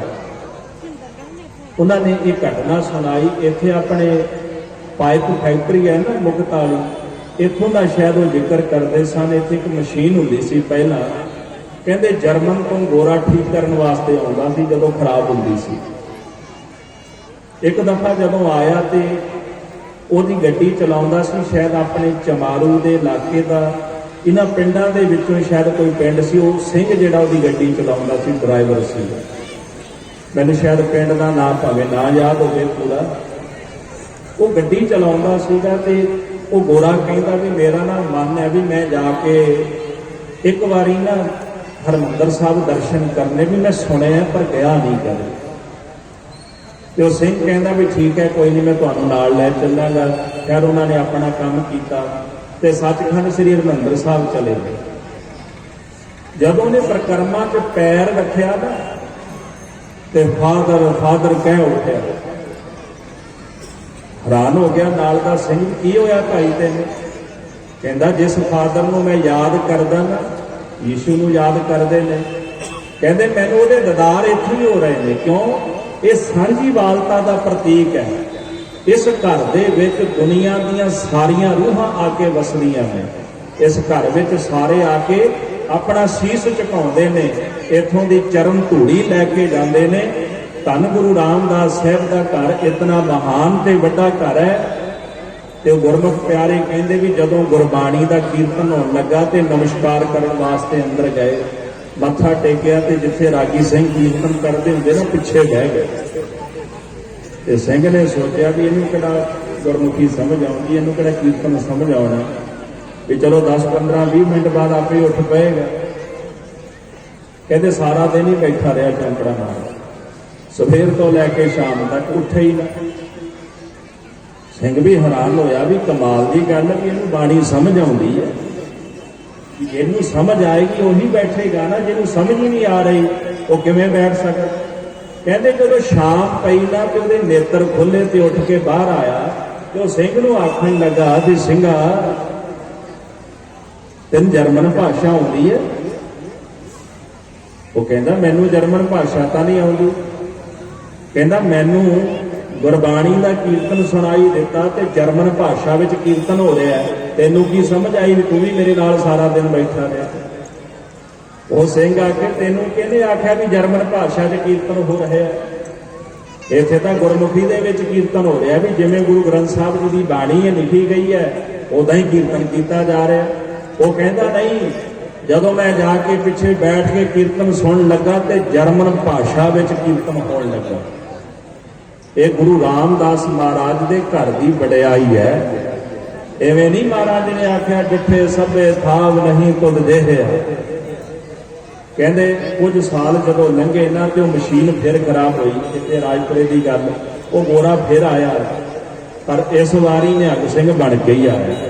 ਇਹ ਇਕੱਲਾ ਨਹੀਂ ਆਇਆ, ਸਾਰਾ ਪਰਿਵਾਰ ਆਪਣੇ ਨਾਲ ਲੈ ਕੇ ਆਇਆ। ਸਭ ਨੇ ਅੰਮ੍ਰਿਤਪਾਨ ਕੀਤਾ ਹੋਇਆ, ਬਾਣੀ ਬਾਣੇ ਵਿੱਚ ਪ੍ਰਤੱਖ ਤਿਆਰ ਬਰ ਤਿਆਰ ਹੋ ਕਰਕੇ ਆਏ। ਇਹ ਵਡਿਆਈਆਂ ਗੁਰੂ ਰਾਮਦਾਸ ਸੱਚੇ ਪਾਤਸ਼ਾਹ ਜੀ ਦੇ ਘਰ ਦੀਆਂ ਨੇ। ਭੱਟ ਸਾਹਿਬਾਨ ਫਿਰ ਇੱਕ ਬਚਨ ਉਚਾਰਦੇ ਨੇ, ਜਿਹ ਸਤਿਗੁਰ ਸਿਮਰੰਤ ਨੈਣ ਕੇ ਤਿਮਰ ਮਿਟਾਹਿ ਖਿਨ, ਜਿਹ ਸਤਿਗੁਰ ਸਿਮਰੰਤ ਹਿਰਦੈ ਹਰ ਨਾਮ ਦਿਨੋ ਦਿਨ, ਜਿਹ ਸਤਿਗੁਰ ਸਿਮਰੰਤ ਜੀ ਕੀ ਤਪਤ ਮਿਟਾਵੈ, ਜਿਹ ਸਤਿਗੁਰ ਸਿਮਰੰਤ ਰਿੱਧ ਸਿਧ ਨਵ ਨਿਧ ਪਾਵੈ, ਸੋਈ ਰਾਮਦਾਸ ਗੁਰ ਬਲ ਭਣ, ਮਿਲ ਸੰਗਤ ਧਨ ਧਨ ਕਰੋ, ਜਿਹ ਸਤਿਗੁਰ ਲਗ ਪ੍ਰਭ ਪਾਈਐ, ਸੋ ਸਤਿਗੁਰ ਸਿਮਰੋ। ਕਹਿੰਦੇ ਜਿਸ ਸਤਿਗੁਰਾਂ ਦਾ ਸਿਮਰਨ ਕਰਕੇ ਰਿੱਧੀਆਂ ਸਿੱਧੀਆਂ ਮਿਲਦੀਆਂ, ਜਿਸ ਸਤਿਗੁਰਾਂ ਨੂੰ ਯਾਦ ਕਰਕੇ ਮਨ ਬੁੱਧੀ ਦੇ ਨੇਤਰਾਂ ਵਿੱਚੋਂ ਅਗਿਆਨਤਾ ਦਾ ਹਨੇਰਾ ਖਤਮ ਹੋ ਜਾਂਦਾ ਹੈ, ਜਿਸ ਸਤਿਗੁਰਾਂ ਨੂੰ ਯਾਦ ਕਰਕੇ ਦੁਨੀਆ ਦੇ ਸਰਬ ਸੁੱਖ ਪ੍ਰਾਪਤ ਹੋ ਜਾਂਦੇ ਨੇ, ਐਸੇ ਸਤਿਗੁਰੂ ਜੀ ਨੂੰ ਭੱਟ ਬਲ ਜੀ ਕਹਿੰਦੇ ਸਾਰੇ ਧੰਨ ਧੰਨ ਆਖੋ, ਸਭ ਆਖੋ ਧੰਨ ਧੰਨ ਧੰਨ ਗੁਰ ਸੋਈ। ਕਿਉਂਕਿ ਜਿਨੀ ਤੁਧਨੋਂ ਧੰਨ ਕਹਿਆ ਤਿੰਨ ਜਮ ਨੇੜ ਨਾ ਆਇਆ। ਇਹ ਸਤਿਗੁਰੂ ਜਿਨ੍ਹਾਂ ਨੇ ਆਪ ਜੀ ਨੂੰ ਧੰਨ ਧੰਨ ਆਖਿਆ ਉਹਨਾਂ ਦੇ ਨੇੜੇ ਜਮ ਨਹੀਂ ਆਉਂਦਾ। ਜਿਨ੍ਹਾਂ ਨੇ ਗੁਰੂ ਨੂੰ ਧੰਨ ਆਖਿਆ ਧੰਨ ਗੁਰੂ ਰਾਮਦਾਸ ਸੱਚੇ ਪਾਤਸ਼ਾਹ ਐਸੇ ਸਤਿਗੁਰਾਂ ਦੇ ਚਰਨੀ ਲੱਗੀਏ ਜਿਨ੍ਹਾਂ ਦੇ ਚਰਨੀ ਲੱਗ ਕੇ ਪਰਮੇਸ਼ਰ ਦੀ ਪ੍ਰਾਪਤੀ ਹੁੰਦੀ ਹੈ। ਇੱਕ ਛੋਟਾ ਜਿਹਾ ਪ੍ਰਸੰਗ ਕਹਿ ਕੇ ਦਾਸ ਸਮਾਪਤੀ ਕਰਨ ਲੱਗਾ। ਸਮਾਂ ਆਪਣੀ ਮੰਜ਼ਿਲ ਤੇ ਪਹੁੰਚ ਗਿਆ। ਗੁਰੂ ਸਾਹਿਬ ਦਾ ਇਤਿਹਾਸ ਵੀ ਬੜਾ ਲੰਮੇਰਾ ਤੇ ਜਦੋਂ ਸੰਗਤ ਪ੍ਰੇਮ ਨਾਲ ਸੁਣਦੀ ਹੋਵੇ ਤੇ ਮਨ 'ਚ ਬੜਾ ਉਛਾਲਾ ਹੁੰਦਾ ਵੀ ਆਹ ਵੀ ਬਚਨ ਗੁਰੂ ਦਾ ਸੁਣਾ ਦਈਏ, ਇਹ ਵੀ ਸੁਣਾ ਦਈਏ, ਕਿਉਂਕਿ ਗੁਰਸਿੱਖਾਂ ਕਹਿ ਮਨ ਭਾਵਦੀ ਗੁਰ ਸਤਿਗੁਰ ਕੀ ਵਡਿਆਈ। ਗੁਰਸਿੱਖਾਂ ਦੇ ਮਨ ਨੂੰ ਗੁਰੂ ਦੀ ਵਡਿਆਈ ਚੰਗੀ ਲੱਗਦੀ ਹੈ। ਇੱਕ ਸਿੱਖ ਸਨ ਬਾਬਾ ਆਦਮ ਜੀ, ਭਾਈ ਆਦਮ ਸਾਹਿਬ। ਪੁੱਤਰ ਨਹੀਂ ਸੀ ਘਰ ਵਿੱਚ, 60 ਸਾਲ ਦੀ ਉਮਰ ਹੋ ਗਈ, ਸੰਤਾਨ ਨਾ ਹੋਈ। ਕਿਸੇ ਸਿੱਖ ਨੇ ਆਖਿਆ ਵੀ ਜਾਓ ਗੁਰੂ ਰਾਮਦਾਸ ਸਾਹਿਬ ਦੇ ਘਰ ਦੇ ਵਿੱਚ, ਉੱਥੋਂ ਬਖਸ਼ਿਸ਼ਾਂ ਮਿਲ ਜਾਂਦੀਆਂ, ਇੱਥੇ ਆ ਕੇ ਸੇਵਾ ਕਰਨ ਲੱਗੇ ਅੰਮ੍ਰਿਤਸਰ ਸਾਹਿਬ। ਸੇਵਾ ਕਰਦਿਆਂ ਕਰਦਿਆਂ ਕੁਝ ਸਮਾਂ ਬਤੀਤ ਕੀਤਾ। ਕਹਿੰਦੇ ਲੱਕੜ ਦੀਆਂ 2 ਕੰਡਾਂ ਭਰਨੀਆਂ, ਇੱਕ ਪੰਡ ਭਰ ਕੇ ਨਾਲ ਲੈਵਣੀ, ਲੰਗਰ ਵਾਸਤੇ ਇੱਕ ਘਰ 'ਚ ਰੱਖ ਲੈਣੀ। ਇੱਕ ਦਿਨ ਗੁਰੂ ਰਾਮਦਾਸ ਮਹਾਰਾਜ ਪ੍ਰਚਾਰ ਦਾ ਦੌਰਾ ਕਰਕੇ ਵਾਪਸ ਜਦੋਂ ਆਏ ਨਾ, ਠੰਡ ਦਾ ਮੌਸਮ ਤੇ ਮੀਂਹ ਪੈ ਗਿਆ ਤੇ ਲੱਕੜਾਂ ਗਿੱਲੀਆਂ ਹੋ ਗਈਆਂ। ਤੇ ਬਾਬਾ ਆਦਮ ਜੀ ਨੇ ਉਸ ਵਕਤ ਫਿਰ ਉਦਮ ਕਰਦਿਆਂ ਨਾ ਜਿੰਨੀਆਂ ਵੀ ਲੱਕੜਾਂ ਸੀ ਇਕੱਠੀਆਂ ਕਰਕੇ ਉਹ ਸਾਰੇ ਜਿੱਥੇ ਜਿੱਥੇ ਸਿੱਖਾਂ ਨੇ ਪੜਾਅ ਕੀਤੇ ਸਨ ਉੱਥੇ ਜਾ ਕੇ ਨਾ ਅੱਗ ਬਾਲਤੀ ਤੇ ਜਿਹਦੇ ਨਾਲ ਸਿੱਖਾਂ ਨੂੰ ਸਕੂਨ ਮਿਲਿਆ। ਤੇ ਸਤਿਗੁਰੂ ਜੀ ਜਦੋਂ ਬਾਹਰ ਨਿਕਲੇ ਨਾ ਸੰਧਿਆ ਵਕਤ ਕਹਿਣ ਲੱਗੇ ਕਿਹੜੇ ਸਿੱਖ ਨੇ ਉਪਕਾਰ ਕੀਤਾ? ਕਹਿੰਦੇ ਮਹਾਰਾਜ ਇੱਥੇ ਬਾਬਾ ਆਦਮ ਜੀ ਸੇਵਾ ਕਰਦੇ ਨੇ। ਮਹਾਰਾਜ ਕਹਿੰਦੇ ਉਹਨਾਂ ਨੂੰ ਸੱਦ ਕੇ ਲਿਆ। ਵੇਖੋ ਕੋਈ ਮੰਗਣ ਜਾਂਦਾ ਤੇ ਮੰਗਿਆ ਨਹੀਂ ਮਿਲਦਾ, ਤੇ ਕਿਸੇ ਨੂੰ ਬੁਲਾ ਕੇ ਝੋਲੀ 'ਚ ਦਾਤ ਪਾਣਾ ਚਾਹੁੰਦੇ ਵੀ ਜੋ ਲੈਣ ਆਇਆ ਲੈ ਕੇ ਜਾਈਂ, ਖਾਲੀ ਹੱਥ ਨਾ ਜਾਈਂ। ਬਾਬਾ ਆਦਮ ਜੀ ਜਦੋਂ ਦਰਬਾਰ 'ਚ ਹਾਜ਼ਰ ਹੋਏ ਨਾ ਤੇ ਸਤਿਗੁਰੂ ਜੀ ਕਹਿਣ ਲੱਗੇ ਤੁਹਾਡੀ ਸੇਵਾ ਤੋਂ ਅਸੀਂ ਬੜੇ ਪ੍ਰਸੰਨ ਹੋਏ ਹਾਂ, ਮੰਗੋ ਕੀ ਮੰਗਦੇ ਹੋ? ਬਾਬਾ ਆਦਮ ਜੀ ਨੇ ਸੋਚਿਆ ਵੀ ਜੇ ਕਿਹਾ ਵੀ ਪੁੱਤਰ ਦੇ ਦਿਓ, ਸੁੱਕੇ ਦਰਖਤ ਨੂੰ ਕਦੇ ਫਲ ਲੱਗਦਾ? ਲੋਕ ਤਾਂ ਮਖੌਲ ਕਰਨਗੇ ਮੈਨੂੰ, ਕੀ ਮੰਗ ਲਿਆ? ਕਹਿੰਦੇ ਮਹਾਰਾਜ ਆਪਣੇ ਦਰਸ਼ਨ ਹੀ ਦਿੰਦੇ ਰਹੇ ਵੀ ਬਸ ਇਹੀ ਦਾਤ ਮੰਗਣੀ। ਪਾਤਸ਼ਾਹ ਕਹਿੰਦੇ ਜੋ ਮੰਗਣ ਆਏ ਸੀ ਉਹ ਮੰਗੋ। ਦਾਸ ਨੇ ਬੇਨਤੀ ਕੀਤੀ ਸੀ ਨਾ ਜਦੋਂ ਘੁੰਗਣੀਆਂ ਦੀ ਪਰਾਤ ਉਲਟਾਈ ਨਾ, ਧੰਨ ਗੁਰੂ ਰਾਮਦਾਸ ਮਹਾਰਾਜ ਨੇ ਸਾਧੂ ਦੀ ਝੋਲੀ ਵਿੱਚ ਤੇ ਨਾਨੀ ਨੇ ਅਰਦਾਸ ਕੀਤੀ ਸੀ, ਮਹਾਰਾਜ ਅਕਾਲ ਪੁਰਖ ਇਹੋ ਜਿਹਾ ਹਿਰਦਾ ਦਿਓ ਕਿ ਦੂਜਿਆਂ ਦੀਆਂ ਝੋਲੀਆਂ ਭਰ ਦੇਣ, ਇਹਨਾਂ ਦੇ ਘਰ ਚੋਂ ਕੋਈ ਖਾਲੀ ਨਾ ਹੋਵੇ। ਅੱਜ ਉਹ ਸਮਾਂ ਆਇਆ ਜਦੋਂ ਗੁਰੂ ਰਾਮਦਾਸ ਸੱਚੇ ਪਾਤਸ਼ਾਹ ਮਹਾਰਾਜ ਬਾਬਾ ਆਦਮ ਜੀ ਨੂੰ ਕਹਿੰਦੇ ਨੇ ਜੋ ਮੰਗਣ ਆਏ ਉਹ ਮੰਗੋ। ਉਹ ਫਿਰ ਸੰਕੋਚ ਕਰ ਗਏ ਵੀ ਕੀ ਕਹਾਂ ਮਹਾਰਾਜ ਨੂੰ। ਤੇ ਸਤਿਗੁਰੂ ਜੀ ਕਹਿੰਦੇ ਫਿਰ ਇਸ ਤਰ੍ਹਾਂ ਆਇਆ ਵੀ ਕੱਲ ਨੂੰ ਆਏ।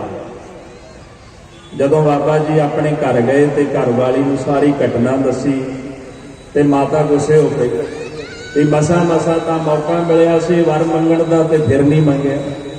ਕਹਿੰਦੇ ਸਤਿਗੁਰਾਂ ਨੇ ਆਖਿਆ ਵੀ ਕੱਲ ਨੂੰ ਆਇਓ। ਅਗਲੇ ਦਿਨ ਜੋੜਾ ਗੁਰੂ ਰਾਮਦਾਸ ਮਹਾਰਾਜ ਨੇ ਉਹਨਾਂ ਨੂੰ ਸੱਦਿਆ ਦਰਬਾਰ ਵਿੱਚ। ਪਾਤਸ਼ਾਹ ਕਹਿੰਦੇ ਜੋ ਮੰਗਣ ਆਇਓ ਮੰਗੋ। ਤੇ ਹੱਥ ਜੋੜ ਕੇ ਕਹਿੰਦੇ ਮਹਾਰਾਜ ਪੁੱਤਰ ਲੈਣ ਆਏ ਸੀ, ਪੁੱਤਰ ਦੀ ਦਾਤ ਦੇ ਦਿਓ।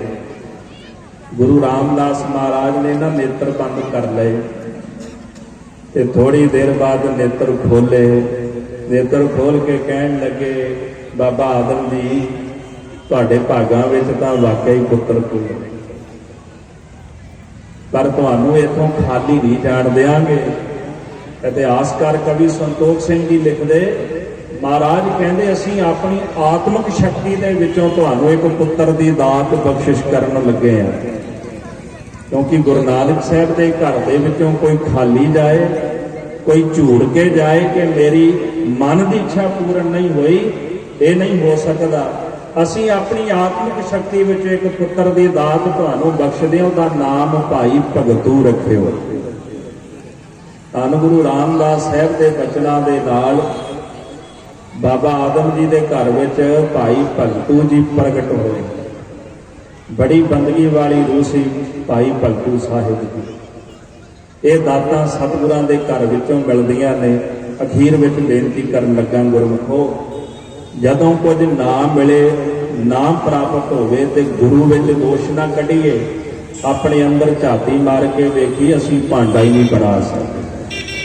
ਮਸਕੀਨ ਜੀ ਕਹਿੰਦੇ ਨੇ ਕਹਿੰਦੇ ਜਦੋਂ ਗੁਰੂ ਕੋਲ ਆਈਏ ਨਾ ਭਾਂਡਾ ਵੱਡਾ ਲੈ ਕੇ ਆਈਏ।